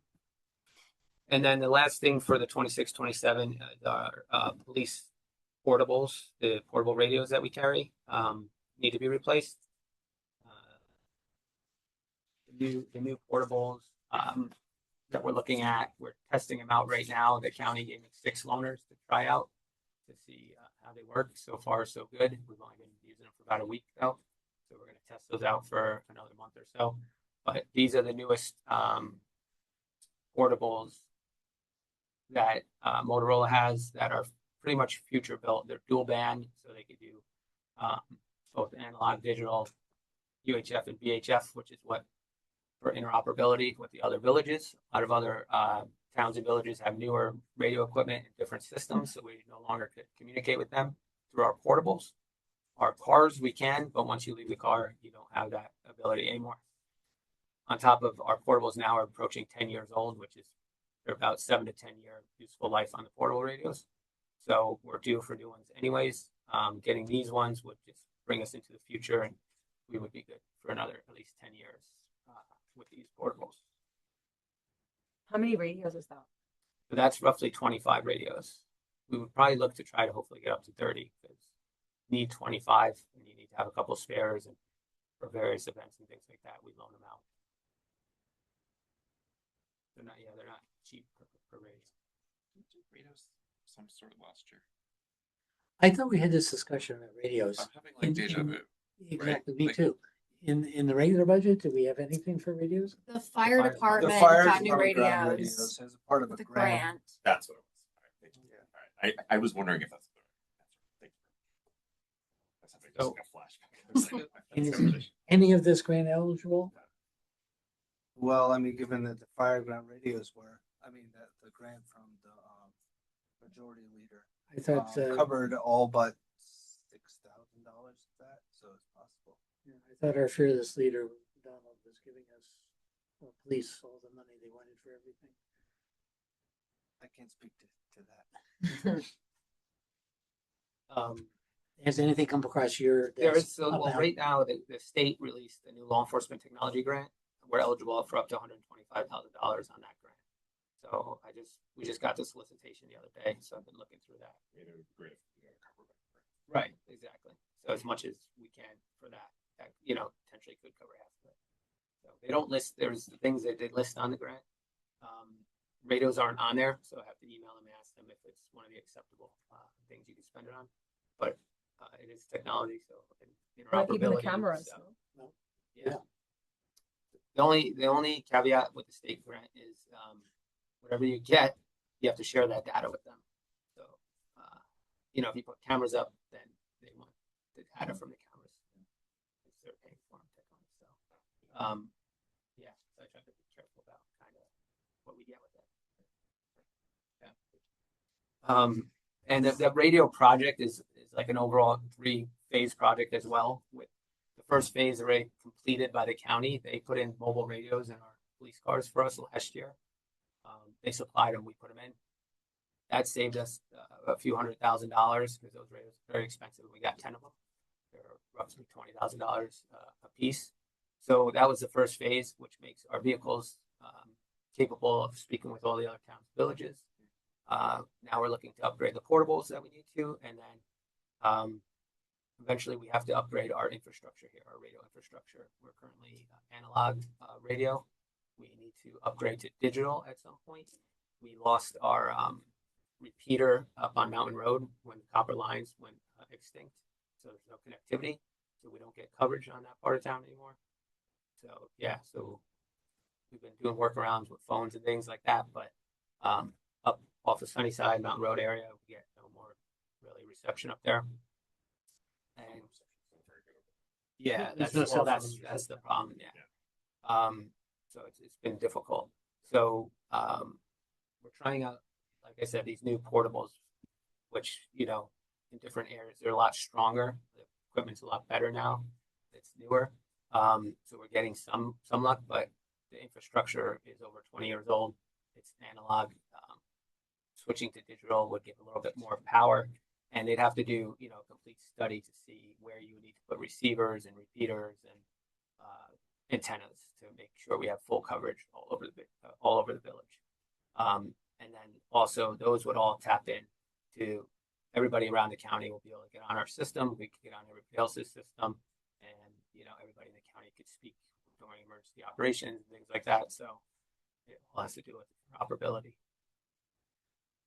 This is just a little bit off subject, but since it's brought up life safety and that issue of no cell service in that area of town, can we put a pin in talking about getting a tower cell service to cover that area? The village owns land that overlooks that, and we could get income from putting a tower on village land that's right over that dead area. So just as a side subject, and again, it's a life safety issue because, well, the single biggest one is everybody on the phone is driving on Sunnyside Lake and their service goes out and they start looking at their phone and they're driving around. I'm surprised there aren't more accidents there as it is. Not to mention if they would, they couldn't call anybody. Well, I mean, they shouldn't be holding. Yeah, we know they shouldn't. Well, we're talking about having the cellular carrier put in a tower. It's not even just on top of a building. No, it's a tower. But what's the name of that road that goes up there? Herman's Road. There's a large cell tower up behind the water tank on Mountain Road. No, I'm talking about off Sunnyside. If you turn right and you go up that hill. Oh, that's Mountain Road. No, off Sunnyside, right where the parking lot is. Penny Bridge. There's the cell tower on Peter Bont No, Road, no, no, different no. from that. Way back in, You're talking closer down towards Broadway. closer to Broadway. The first right turn goes up a hill. And the village owns 3 acres on top of that hill of woodland, which somebody has been cutting trees down on, and the tree commission is up there. I was up there with the tree commission and realizing, oh my goodness, this would be a perfect place for a cell tower because it looks over that whole area below Sunnyside or below what's the name of the development over there? Penny Bridge. Penny Bridge, yeah. It's on the hill above Right. Penny Bridge. Gotcha. There's village-owned land. But there's absolutely nothing on. The village doesn't use it. It's not parkland. It's perfect place for a cell tower. Okay. Off subject. We can sorry. explore. No, I'm like, okay, we probably should get back to the capital budget. Right, yes. Maybe it's a good spot for a radio antenna too. Exactly. Okay, any questions?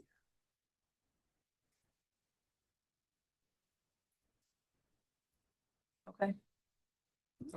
Thank you, Chief. Thank you. Thank you.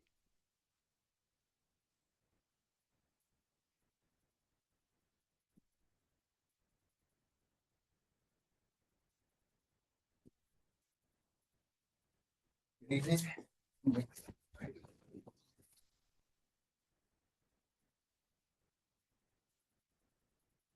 So, we need to replace the video servers at our pump stations. They're from the beginning video cameras that the village got.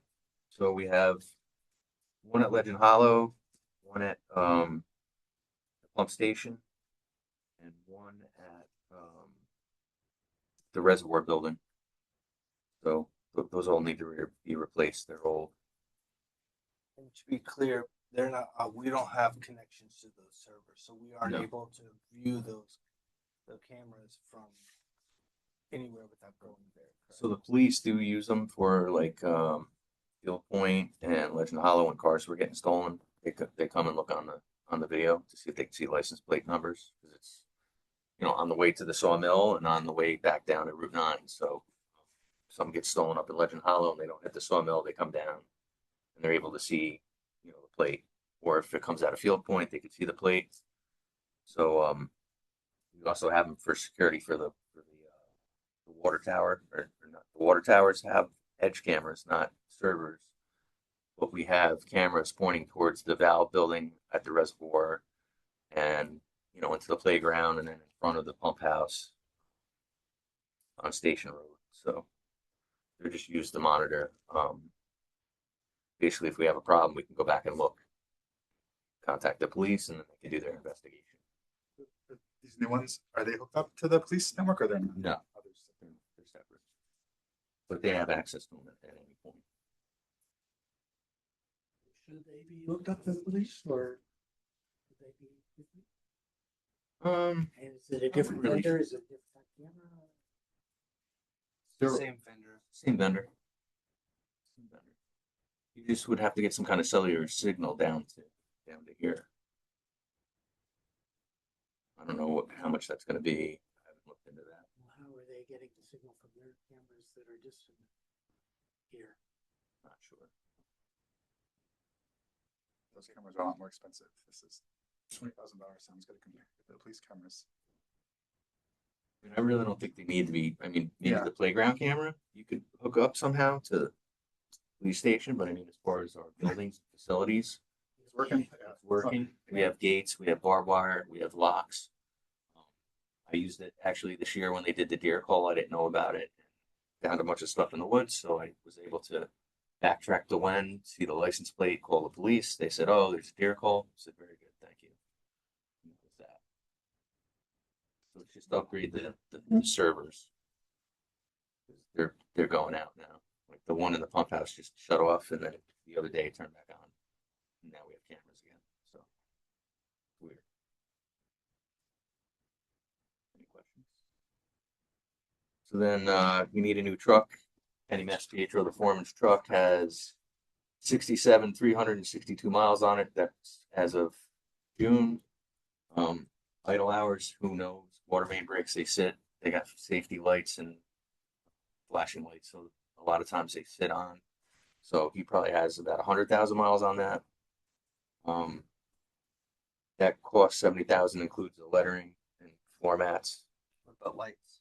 And lights. The lights come with the package, so it'll have all the safety features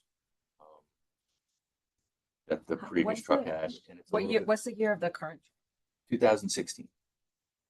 So it's 10 years old. It's just deteriorating.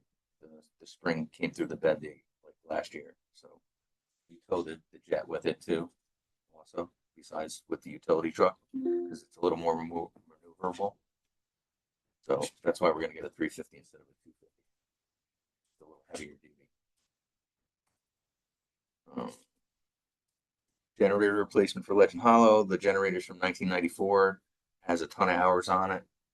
If the power goes out, that's what runs the pumps for the pump station for the 69 houses that are up in Legend Hollow during a storm. The power goes out there quite often because there's only one feed into Legend Hollow. Comes up from Dobbs Ferry. They were trying to put poles around the reservoir that time to double, to give them a double feed, but it didn't happen. So the generator is very important to maintain water pressure and fire protection during storms. And that's in that little pump house. It's outside the pump house. So if you look at the pump house on Manor Pond Lane, right behind it is There's a garage door there. yeah. So you have the garage door over here, you have the front door here, and the generator's here. And this new generator is going to have a little more sound deadening to it, and it's a natural gas generator, so it doesn't make a ton of noise for residents. What's in that garage? It's just a pump station. There's 3 pumps. There's a fire pump. There's a transfer switch, and then there's the fire pump control. So there's 2 big pumps and a pony pump, they call it. So the small pump runs most of the time, and then when it needs more water, the second pump will turn on, and when it needs even more, than the third. And then if a fire hydrant opens, then the fire pump turns on. Okay. And then designed for the reservoir tow drain, which is basically we've given the state a time frame of when we're going to complete these tasks. So this task needs to be completed next year. So I want to get the design done this year. It's the sketch and the plan, and then next year we will do the installation. So I've approached those guys, excavating, to give me a price, because I think they said 60,000 is what Tectonic said, and I think it's probably more around 40. Because we're going to just basically cut a 2-foot wide trench on Field Point Drive down to a catch basin, put a piece of pipe in, some rocks, and then repave it. That's all I'm asking for this year. The lowering of the reservoir with the dam, Yes. is that scheduled or? Well, it's funny you should say that. Last year I was going to do the spillway. It's called the spillway modification. Spillway, right. So I was speaking to Tectonic, and they're like, "Oh, I think you need a permit." So we've been in the permit process for about a year and 3 months now, trying to get a permit from the DEC. So just yesterday, I received an email from Tectonic saying they need one more approval from Region 3, and then we can do the spillway modification, which is just basically taking out about 2.5 feet of the dam, and then putting more concrete and epoxy filler. So I've been speaking to Tectonic about working man's level. They sent a document about what levels to keep it at, but they're using elevations, and we don't have anything to go off the elevations currently, like a pole or of any sort to see what level it is. I've been doing it by eye for, I don't know, 17 years now, so hasn't gone over, thank God. But lowering that spillway capacity with that, taking out that piece, is going to reduce the amount of water that we can hold. So that henceforth, then we're going to have to keep the dam lower or the water lower in order to take it up during a storm so it doesn't go over the spillway. So that was the intent of installing those valves, so I can lower it down so it doesn't go over the spillway uncontrolled. So is the spillway reduction been budgeted? Yes. Yep. So we already have the money. We to already do have that. money for that. We have money for the core wall investigation and the raising of the dam crest. We already have that money from a previous year. But I just kind of, since Larry left and I, kind of like found out about where this money is and that we have money for it. So I'm in the process of having them work on the sketch plan, and we'll do the core wall investigation hopefully this year. If not, in the spring, and then raise the dam crest. And so we are, how long until we're dropping the level of the reservoir? It's been dropped. It's at the lowest level? It's not at the lowest level yet. Yeah. So basically you have 3 pipes that go out into the reservoir. They want it down to the lowest pipe, or not to the lowest, to the highest pipe in the reservoir. So how much lower is that going Probably to be? another 2 feet. Another 2 feet. And do we know how much bank that's going to expose? Another 2 feet of the bank. And Yeah, I mean, it's Yeah, mainly it's- like this. It's I mean, not basically- like this. the design of that, the dam, that piece was never meant to be there. That wasn't in the original design, The spillway. the spillway. Exactly. So the reason they did that is because they were running out of water. So the quick fix was, when they were using the reservoir, add some on, and there was the actual board that went across. You could see the brackets that were there. So it was actually like almost right up to the crest to where it could overtop the dam. So like one storm we had it was going over. It was probably about a foot from going over the dam. That's when I first started here. So we used to bring fire trucks up there and dump water and pumps and rent pumps when we saw storms coming. We repurposed that structure up there with automated valves, so now we can lower it at will. Good. Okay. So we don't have to worry about exposing more of the bank that needs to be landscaped or dealt with for people walking around the reservoir. I mean, it's rock, the bank. So we whack it, the whole front of the bank. We take care of it, we maintain it, but there's really nothing we can do about that. It's going to be rock, it's a rock bank. Okay. For a dam. So they're going to raise the crest a bit.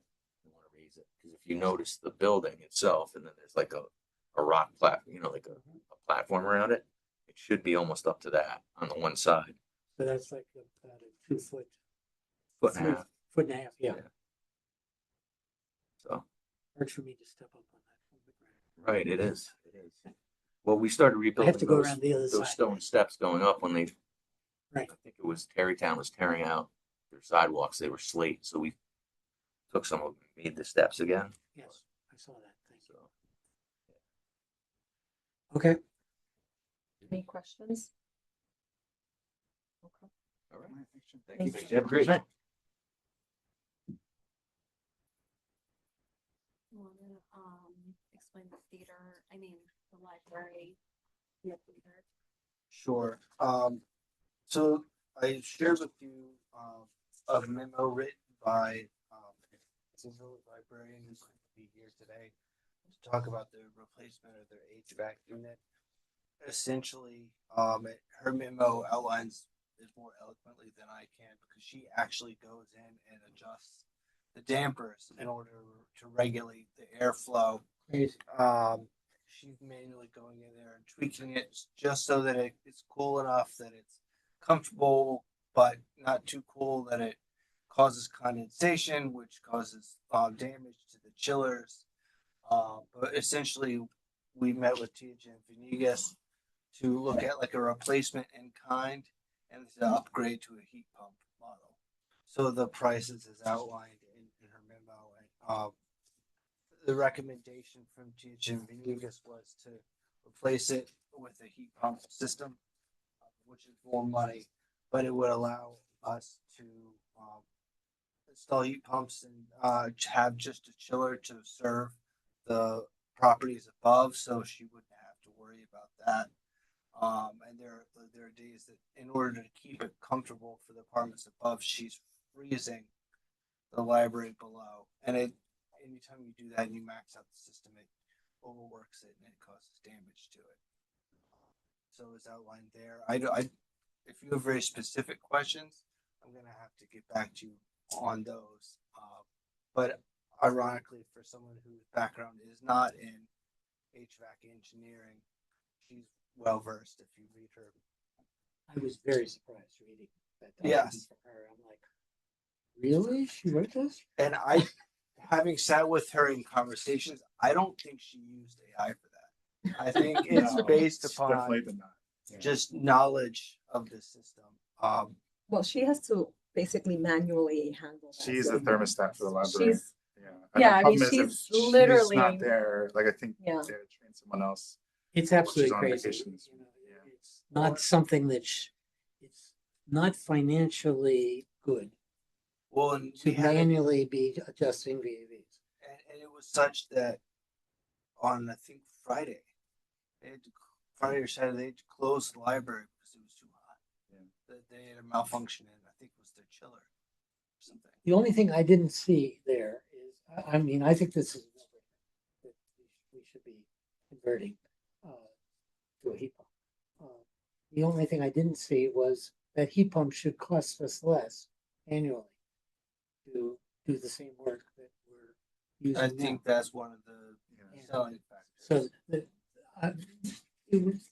if the vendor can give us an analysis, a quick analysis of the savings. what the savings are, that would be nice. But to tell you the truth, I don't even need to see that to say we should be putting in the heat pump and getting rid of this uninsulated pipes going through the and condensating and dripping water. And this is like that's ancient history.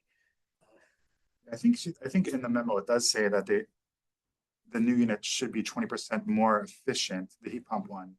Yeah, it's not translated to like, I guess what that is in terms of their Well, spending. she would also need to look at energy costs and things like that too. The one thing I was wondering is like, maybe this is wishful thinking, but are there any grants for like upgrading to a heat pump system as far as like environmental like thing? I don't know. Maybe. Presumably Con Ed has money for homeowners for heat pumps. Right. Because they want to get you off gas and onto electric. So we use a grant for the village hall, for the heat pump.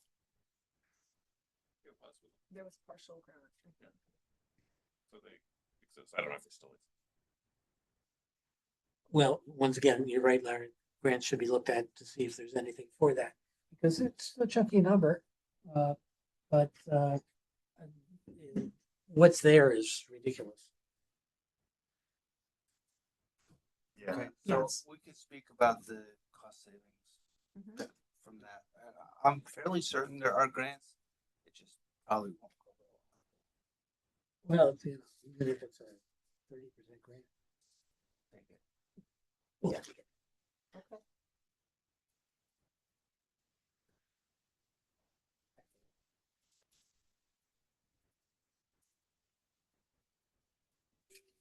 The theater project and the ADA plan.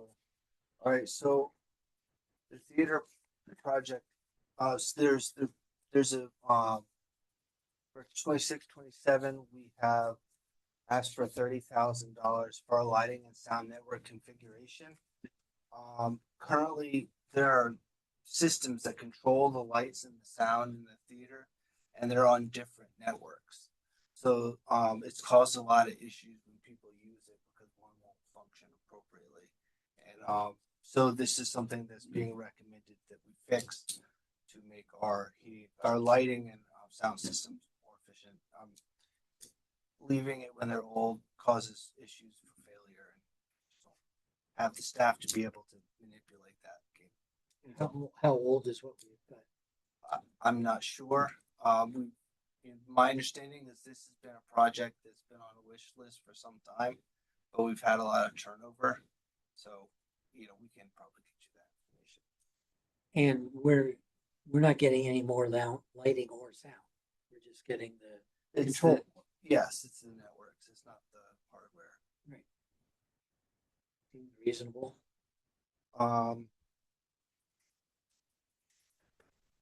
Where's the information coming from? This is from Owen. Owen working with his name is Edward Hansen. He's the person who was the lighting designer for the lights in Matheson Park. But he's done work in the theater before. Specifically, he's worked a lot with the renters. And while we are obviously trying to move away from a rental model, if it causes an issue with our renters, then it could potentially cause an issue for our events as well, because we use the same system. Yeah, I mean, I've been in the theater when there've been issues with lighting. In 26-27, there's $225,000 bookmarked for a production grid overhaul. That's the electrical grid overhaul that serves the theater. My understanding is it's very old and needs to be replaced. This too is a project that has been talked about for some time. Once we have a theater director, I expect there'll be more of these kinds of projects that have been deferred for a long time. But this one seems reasonable if we intend to utilize the theater more. Explain production grid. What that is. My understanding that's the electrical grid For in the theater. all the lighting. The lighting, the electric, the sound, everything. Okay. And none of that was touched when we did all the renovations. I can ask. I'm not sure. We'll probably, I mean, need And more. it's Seems 20, hard to believe 20 with the new HVAC system that we didn't have to do some kind of It's- upgrade. Yeah. again, it's put in for 28, 27, 28. We wouldn't borrow for it now. We'll be able to do a more thorough analysis. We'll put that in. This was already in there from a That's just been previous- there. Yeah, been there a while, probably from when Greg Allen was still Okay, here. so we just need more information. And I mean, that's not for this year, but we obviously need more And maybe information. some of it was done when the new HVAC was put in. Yeah. Because I mean, we had to put all new panels in. It seems hard to believe because how will we power that? Yeah. Now, I'm saying Yeah. probably the actual wires running to the lights are 100 years old. Maybe they need to be fixed, but I'm not sure the number is still going to be 225, but I don't know. Yeah. So I don't know what was done in the background where that number came from. I've not seen quotes. So maybe a quote could come in on the lower side. So before next year, there should be a question mark on what that is. Yeah. Mm-hmm. Let's see. And then the last one was second to get there. It is for the a lift. It's a lift for Village Hall. So this is targeting the I'll call it the first floor, not the ground floor, which is what we're on now, but floor one, that served my office as well as the building department, clerk, treasurer. There's no ADA accessibility between those two kind of half floors. Currently, we have a elevator that runs where the theater is, and you can take the elevator to all three levels. This floor, the main floor, which puts them out behind, kind of by where my office is, and then the theater, which is the upper floor. But if someone isn't a handicapped person or has a stroller or mobility issues, they can't easily traverse the 3 or 4 steps that exist between those two floors. This was something that I experienced firsthand when someone came in to pay their taxes on tax day and couldn't navigate down the stairs because they had a big stroller with them. So we actually had to carry the stroller down the stairs, and then she paid her taxes and somehow got out. I'm not sure, but so I have a proposal out. I got a quote, but obviously it's just a quote. We'll have to spec out exactly what it is, what it will cost. Came in at $35,000. That includes the price for the lift, as well as the price to modify the space where it would go, which was there's a closet if you're looking up towards my office, there's a closet to the left. My understanding is it was always intended for that closet to house a lift. If you look in it, I mean, it makes sense. there's a door kind of 3.5 feet up the wall facing out to where that big long table is. And so for whatever reason, it was never acted upon. So currently it's got a shelving unit with some cleaning supplies in it and a ladder. So obviously we'd have to find a place to relocate those things. I mean, it seems like that's the obvious, when you showed that to me, I was like, that's obviously Well, what that's was what intended it was there. intended to do. Yeah. I was imagining this was to be like out. No, Space, which I was like, oh, that's a bummer, but you should have it accessible. Oh, if there's like a space. It's hard, It's a like closet. where I the can picture- stairs I can are, kind of picture right? it. You know where the stairs are? At the Yeah, top yeah, of the yeah. stairs, there's a closet here and there's a closet at the bottom of the stairs. It looks like 100% that was there for. The intent is that it would be what's my understanding is a 90-degree lift. Yeah. So you go in with a ramp in the front, you shut the gate, you can control a wireless button to put you up. Once you're up, a magnetic lock disengages and you can push out. And then similarly, you will go down. In Scarsdale, we call them elevats. I guess that's not what they're called anymore. They're called lifts, but essentially that, and it was a similar issue in Scarsdale where it was one floor that was split between like 3 or 4 steps, and it wasn't much, but it was enough to pose a challenge to people. Obviously, the building in general has lots of ADA issues. You can't get in from the front, and our clerk and building staff do work with residents who have mobility issues. They'll come out, collect tax payments, do notaries in people's cars. So over the years, we try to make ourselves as customer friendly as possible. But something about that bothered me that we had somebody just trying to pay their taxes and presented with. I mean, obviously they could have paid online, but that's one of the most basic things we ask our residents to do, and they couldn't do it unassisted. So. No, it makes sense. Yeah. Yeah. I mean, I wish we could do more to make the front accessible. Yeah, I mean, There's a lot of things like that. But if it's there and kind of ready to go, if it just means purchasing it and finding a place to relocate them up, I can do it. I can handle that. And it's more than 3 or 4 steps. It's almost 5 feet. It's like 6 or 7 Yeah, steps. I mean, I never counted because I tend to clomp up and down at a high speed. And it's crazy that floor, which is presumably the front face of the village for paying taxes, getting building permits, there's a lot of traffic, is literally non-accessible for wheelchairs. And Slightly before the ADA law was made. right, I know we're grandfathered, but No. Oh, of course. No, but it's a no-brainer. We should do that. And this is not a big number. I've done these things in lots of retail stores to deal with the same issue, and they work. They're fine. Some of the construction costs involve like moving an outlet or creating an outlet so that the wireless directional things can be plugged in, and we would need to widen the doors because the doors aren't wide enough for a standard wheelchair, so we would need to expand the door frame out. But I think I even factored in costs if we were to, because currently there are doors there, so you can't see it. I price out what it would cost to like fabricate a door that would go in front of that when people weren't using it, so that it would, I don't know, match the aesthetic of what's currently there without sacrificing the ADA component. Yeah, I think it's a good solution. Yeah.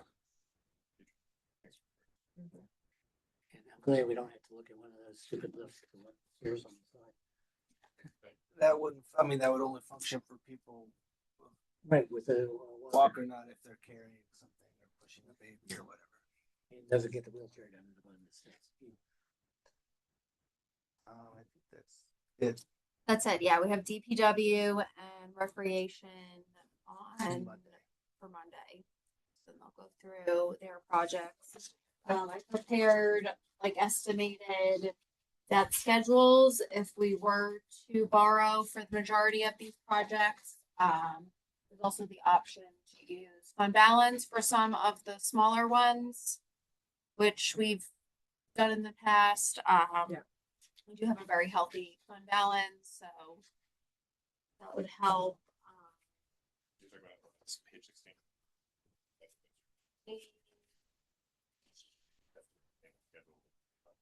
Yes. Yeah, so the first schedule here just shows what the payment schedule is, as of now, if we were to not borrow for any of these projects. That's the first 2 pages, and then the third, page of the estimated payment schedule. The capital additions column shows the added costs. If all of these projects were to go forward and be approved. So that, and then the increase/decrease over prior year column shows what the change in the debt service payments would be.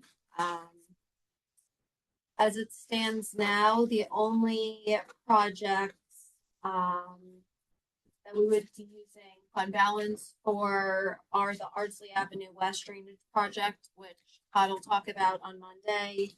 And then it was the 10,000 key card access upgrade.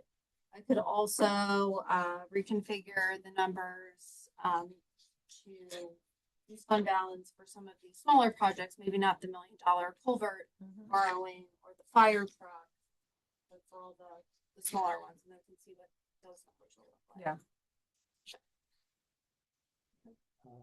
My personal comment on that is, I'd like to keep as much fund balance as possible, considering that there's potentially future borrowing needs. So if we can get, I would rather not just deplete the fund balance to cover some of these things. I would rather have that be part of borrowing. We traditionally we wouldn't deplete it. I know. No, we use it usually for, like, I think there was a $10,000 project, right? Like small projects, we would not borrow for those small projects usually. But we can talk more about that if you want to do that. Yeah. Okay, and then we're having the audit this week. So by the end of this week, I'll have a very good idea of where our fund balance will be. Don't quote me. I'm going to say it's going to end up in the 9 million range. In the past, we've kind of used 7 million as the floor, and anything in excess of that we tried to put towards capital projects. So once the audit is over, we'll have a more concrete number for where our fund balance stands. And how are you feeling about the audit? Good. Tired and a lot of work. So I'm gonna be happy when it's over, but so far, so good. And when will it be over? Friday. Knock on wood, with a couple like open items, because state retirement has to release some reports, but field work will be over on Friday. Yeah. Thank you, Katie. Yes. Congratulations. Okay, so we'll continue that discussion on Monday. So our next item is discussion of permitting dogs at Scenic Hudson, which, just to remind everybody, we had a resident with mobility issues write us a letter and come visit the meeting, extending dogs on leashes to Scenic Hudson Park was, I think, part of the original plan when we discussed it. And so I'm in favor of extending it. And again, it hasn't, we talked to Maureen, there haven't been much issues. I was wondering if there's any feedback from our packet. Josie, yeah, she's raising her hand. Yeah, so this was discussed at the RPAC meeting that I attended on June 17th. And the considerations that were mentioned were, one of the big differences between Matheson and Scenic is that Scenic, as you know, has a number of baseball fields. So we just would want to make sure that, those fields remained clear of dog waste for the players. But other than that, Maureen indicated that there have been no major issues connected with the current situation of dogs in Matheson Park. So if we've had no dog waste in the middle of the fields on Matheson Park, why would RPAC even think that there would be dog waste in the middle of their fields? Well, it was a point of discussion because, as I said, there are differences between Matheson and Scenic, namely that there are ball fields in Scenic Hudson that not only are used by, our own residents, but are also rented out to community groups. And so it was a consideration of discussion. I mean, that makes sense. Josie, did you get a sense from Reen, like if there was any additional, I guess, work on the part of the Parks and Recs, employees in terms of anything related to the dog usage, like the waste removal or anything like that? Like Yeah, I asked if there had been any increase in labor or cost associated with opening dogs to Matheson, and she indicated that that had not been an issue. That's good. I mean, whatever balance that, I'm sure there's costs like they're putting the waste, those bags, but they also are hiring. Yeah, no, for sure. Yeah, I know like we like try and be thoughtful of like just asking village employees to do more and more work, and like that adds up. And so just want to make sure that we're asking those questions. I appreciate the question. Yeah, I don't think actually we don't have the geese person. We terminated that for the geese management program. We took it out of this budget. We took it out of the operating budget. So okay. I knew there was some concern about it. I thought there was like more geese over at Scenic Hudson now. So I imagine they have to do something with that. So I imagine that's actually probably more labor, like washing it down. They have to like spray it down or whatever they do to get rid of the geese. Well, the conversation during the operating budget discussion was that it didn't appear that the geese management program was all that effective at deterring geese. So it wasn't really a strong candidate for being continued on. I mean, I think we would have to see. It also appears that there are less geese in Matheson Park now because we have dogs on leash than there were before. It used to be impossible to walk down there. It's actually totally rare impossible. that you see a day where it's covered. Most of the time, it's fairly clear. And the reason is that seems to be the dogs on leash pee on the ground, and the geese stay away from areas where there's dog pee. Honestly, sometimes it's much more like direct. Like the dogs go right at the geese. I mean, my dog included. Like she sees a goose, she's like, "Hello."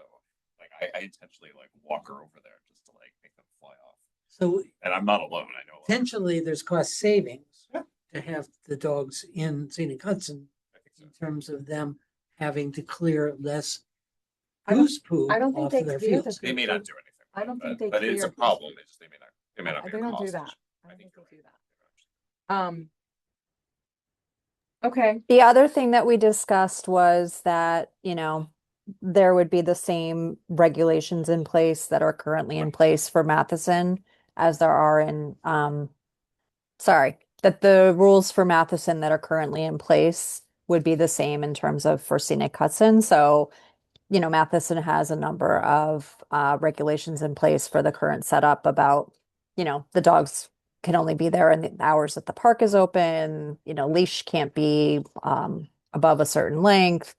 You can't walk more than 2 dogs at a time. The owners have to clean up and dispose of all waste, etc.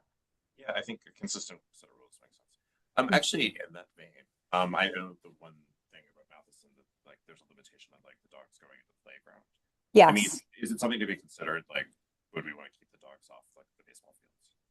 So that, especially for renting them out, it's like a different space, and you want to keep it a little bit more pristine. I mean, there's a lot of like walkway to walk with dogs. That makes sense. We could. Enforcement's going to be a challenge. Right. Well, I mean, Yeah. I agree, but at least you can limit it down to how much people use it. Yeah, because we could consider opening the very southern end of the park.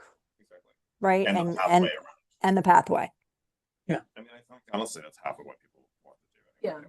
I mean, I guess what you would say is just, the dogs should be off the ball fields. Yeah, But dogs but should not be on the athletic fields at any time. And they have fences around them, so Yeah. it's not like. They don't. No, they don't. No, it's just on the No. sides. Yeah, Just Yeah. behind the batting cages, the fencing. right. There's fencing Also along the On the side outfield. facing the Yeah, senior but center. it's open. It's The otherwise outfield is open. Yeah, they're not fully fenced. Yeah, there's some Um, fencing, but it's not fully. The There- fencing by the basketball court stops at the river. Were you So thinking? from the river around the battlefield, there's no fencing there. But we just put signs up, and Yeah. if it's a problem, we could add fencing. I don't think there's a problem. not for nothing, but I would worry. I mean, obviously, if you had a fenced-in baseball field, there's benefits to doing that. But if it's a fenced-in area that people can let their dogs off leash, I feel like you know, I would see a large dog park with a clay infield. Yeah. that you can run around. So you're saying that that's going to be our dog. It might be. Is It that the might new be. dog run? It might be an unintended I hear benefit. dog run. I mean, it's not currently Thank you, fenced. Joe. It's currently not fenced. I mean, I think it's good. It's hard to enforce. I mean, I guess not, because you say no dogs in the Baseball fields. yeah, and we say no dogs in the playground, right? So Yeah. the same, The there's a playground has playground there fencing too, Mhm. but no dogs in the playground, no dogs on the on the fields. Yes. Let's worry about that problem when we I get mean, to it. it's one of those things like we can try to enforce it because you just want less people on the baseball fields. But like if it's not perfect, it's not perfect, but it's better than not having it. Right. Okay. Okay, we can share that with Maureen. Okay. Do we need to that we resolve anything? We can't do that here. Yeah, it's a work session. We On, can't. on the next meeting. This is something we Could consider I for mean next week. we have a pretty busy work meeting next week. Yeah. I would suggest. That's true. I don't think it's It's critical. the least controversial thing that we might be talking about. I mean, though. you It could might at probably- least you could make a statement to RPAC based upon your feelings, and then we could plan to do it in August or something. Yeah. Yeah, Let that seems Maureen fair. I think it makes decide sense. what she wants to do to roll it out. Yeah, and we would want to make sure that we've ordered fencing. Correct, and signs. She's gonna Yeah, have to. signs and Most of the disposal flags and- disposal stations. Oh, Yeah, and actually, the signs are a thing because all those signs say no dogs. right. Okay, so Okay. for Maureen to kind of work out the logistics and come back with any conversations about it. Okay, so item number 6, discussion of ARB procedures. We are going to put that off because we heard back from the chair of the ARB who we heard from his lawyer. There's not the availability to attend today's meeting, so we plan to make a near future meeting available for the chair to come and speak. on our- And the committee, so we can talk about the procedures of the ARB as outlined in our letters, okay, to the ARB. Okay, so we're gonna just put that one off. We're gonna postpone that discussion. The next item is a discussion of the financial analysis services proposals for the facilities planning project. So the facilities planning committee had a meeting where we discussed the importance of having fiscal impact study, fiscal analysis. And Charles, do you want to talk about the proposals we got? Sure. So I solicited proposals from I think 5 to 6 firms. We heard back from 3. We ran the proposals by BBB as a project architects for the facilities planning project, and the 2 that stood out to us were from the firms BJH Advisors and CARP Strategies. Both had done work with BBB in the past. Some members of our steering committee had also done work with them in the past, and we took a lot of time to develop the scope of work with BBB and evaluate what scope of work is needed to advance the project to the next phase, which would be the report that's generated and given to the board in September. Both the firms outlined here, BJH and CARP Strategies, had very comparable price points. The initial price came in at around $48,000, and then we further refined that down to align with the scope of work that we need at this juncture.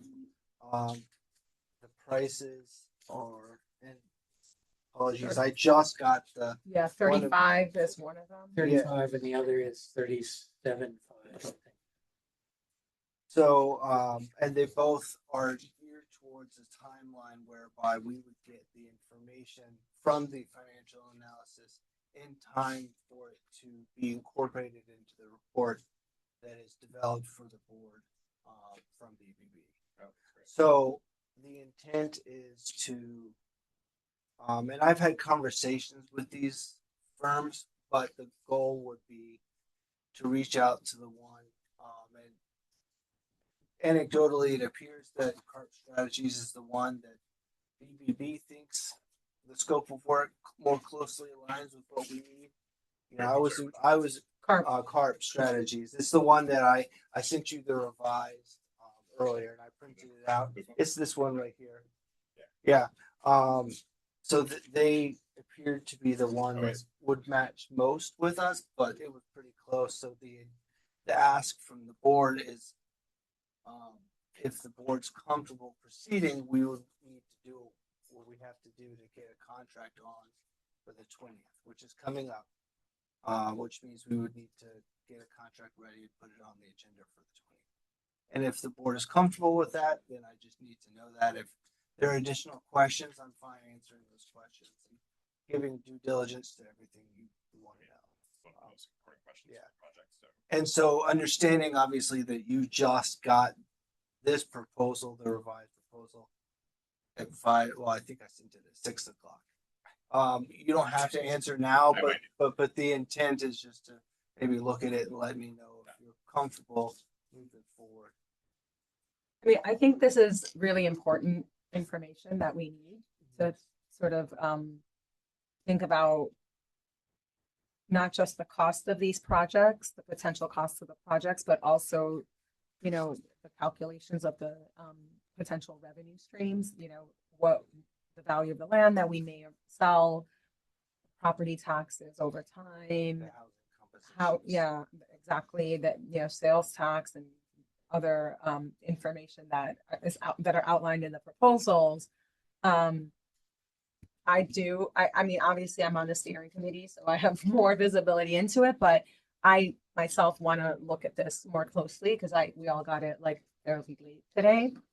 Right now, it's a lot of people who are sort of amateur financial analysts trying to like figure it out on all sides. Like I feel like I don't trust any of the numbers I've heard so far because it's honestly there are people who are not experts in this. I would prefer this.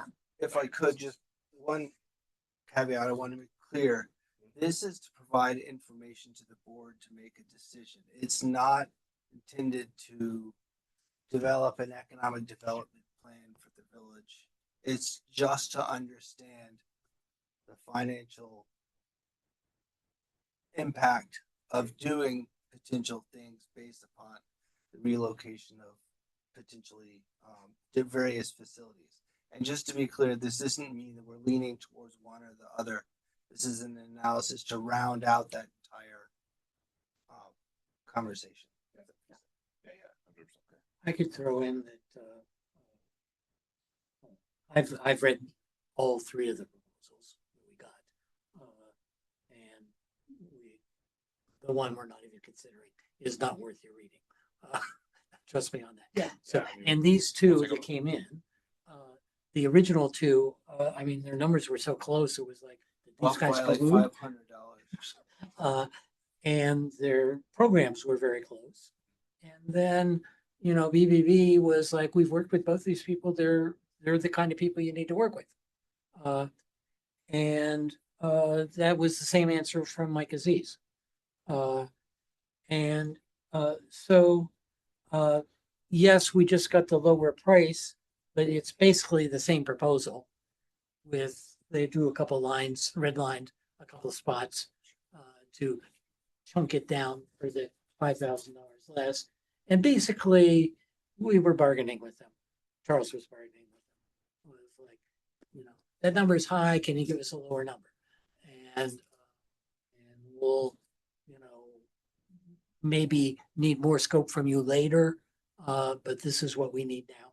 And they did. So one responded by dropping it down to the 35, the other dropped it down to 3750. It turns out that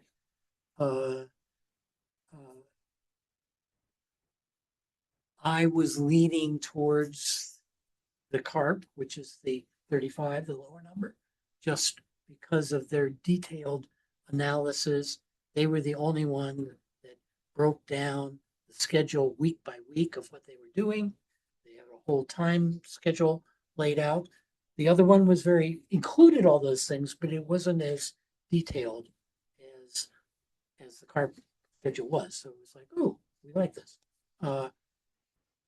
Then, I'm looking at all that, and then I'm reading some of these letters that have come in over the last 4 days. And there are people challenging our assumptions and sort of demanding that we respond clearly about these assumptions that are being made. Assumptions like we can develop this property and sell it and make some money off of it with taxes or whatever. Well, I think the linchpin of the whole facilities planning is going to be what the bottom line financial numbers are. People may argue about, I don't want this next door to me, or I want, you can do anything as long as it's not next door to me. Helpful having an independent analysis for the Yeah, I entire, think for everyone, for us to make a fair decision. Yeah, and bottom line, I mean, the voters are going to look at, what's going to be their taxes over the next 10 years. I want to say it differently. I think this is, again, as a resident and taxpayer myself, I think it's important to understand the totality of the project, right? What it costs, what revenue streams may come in, part of what some of these proposals, what's outlined is, what sources of funding are available. So this is a really important component of being able to plan responsibly. And I think it's important to have some numbers that are done by a professional who can actually tell us what this might look like versus just a guess. So I think that is what I want to ground myself in, and why these are important proposals, because it's one thing to say this may generate X if you sell X, but the truth is there's so much more to this plan, right?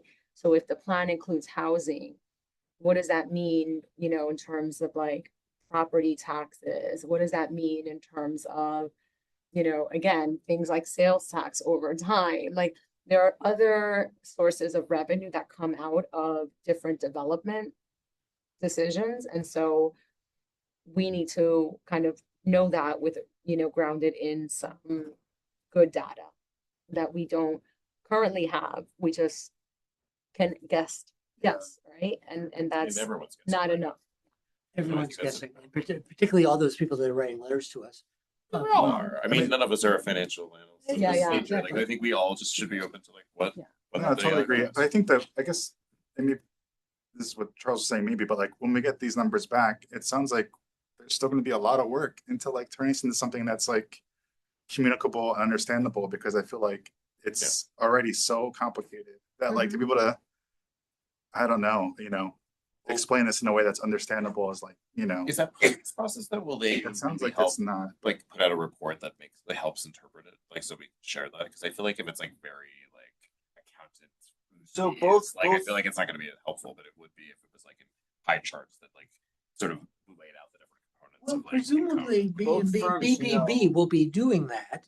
They will be taking this data and putting it in their report, and then there's going to be an asterisk that if somebody's questioning They want to see the this number. Well, we're not, so hold on.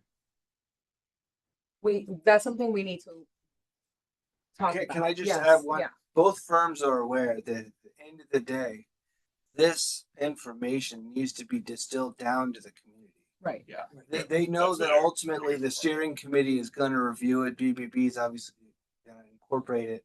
But at the end of the day, the public has to be able to understand it. And is it gonna answer all their questions? No, probably not, but it's gonna give some information. So that's the goal of it, is to provide a financial piece to this broader conversation. In a way that the community can understand it, that they're not guessing. I think that's very important. There's one other small thing that's going to be in this, which is the cost of a paid fire department. I mean, I don't know if they're considering. Well, No, I don't. Are they? They're going to analyze what the difference is. That'd be part of the conversation. I mean, it probably should be. To Sorry, have this plug has been fighting even. what that means to the community and how much that costs, and what that means to your taxes. Okay, so So the ask is just to review the proposals and then ask whatever questions you have. And then if you're comfortable proceeding, let me know. right. So then I can get it on the agenda. The goal is to get it on the 20th. But So time frame is to try to respond to you before. yeah, you- but Yes. I want you to feel comfortable with anything before you. No, no, I think that's a couple days. Well, can we get before the 20th? Well, we would need to get the draft out. The draft is on Thursday. We put it out on Friday, so Friday. Yeah, that's what I was saying. And the idea is that if we can agree that we're going to be choosing carp as opposed to the higher one, then Charles can get a contract negotiation started with carp. Well, I can ask them for a sample. I can ask both of them for a sample contract. I need it's late. Yeah. And I have to work tomorrow, but I will for sure. Yeah, I mean, I think we're fine on time. We're fine on time. I don't think we need to struggle. I'll Yeah. do it probably tomorrow. But obviously, do what you need to as far as due Correct. diligence to get your. I think that's okay. Okay. Absolutely. All right, Yes, I thank think that's all we have for the agenda. So if you're comfortable, we can adjourn the work session. Are we having an executive session after this or no? Advice of counsel. Okay. All right, so we're just gonna move to adjourn the meeting. Okay. Adjourn. Oh, do we take a vote? No. But you did anyways. We're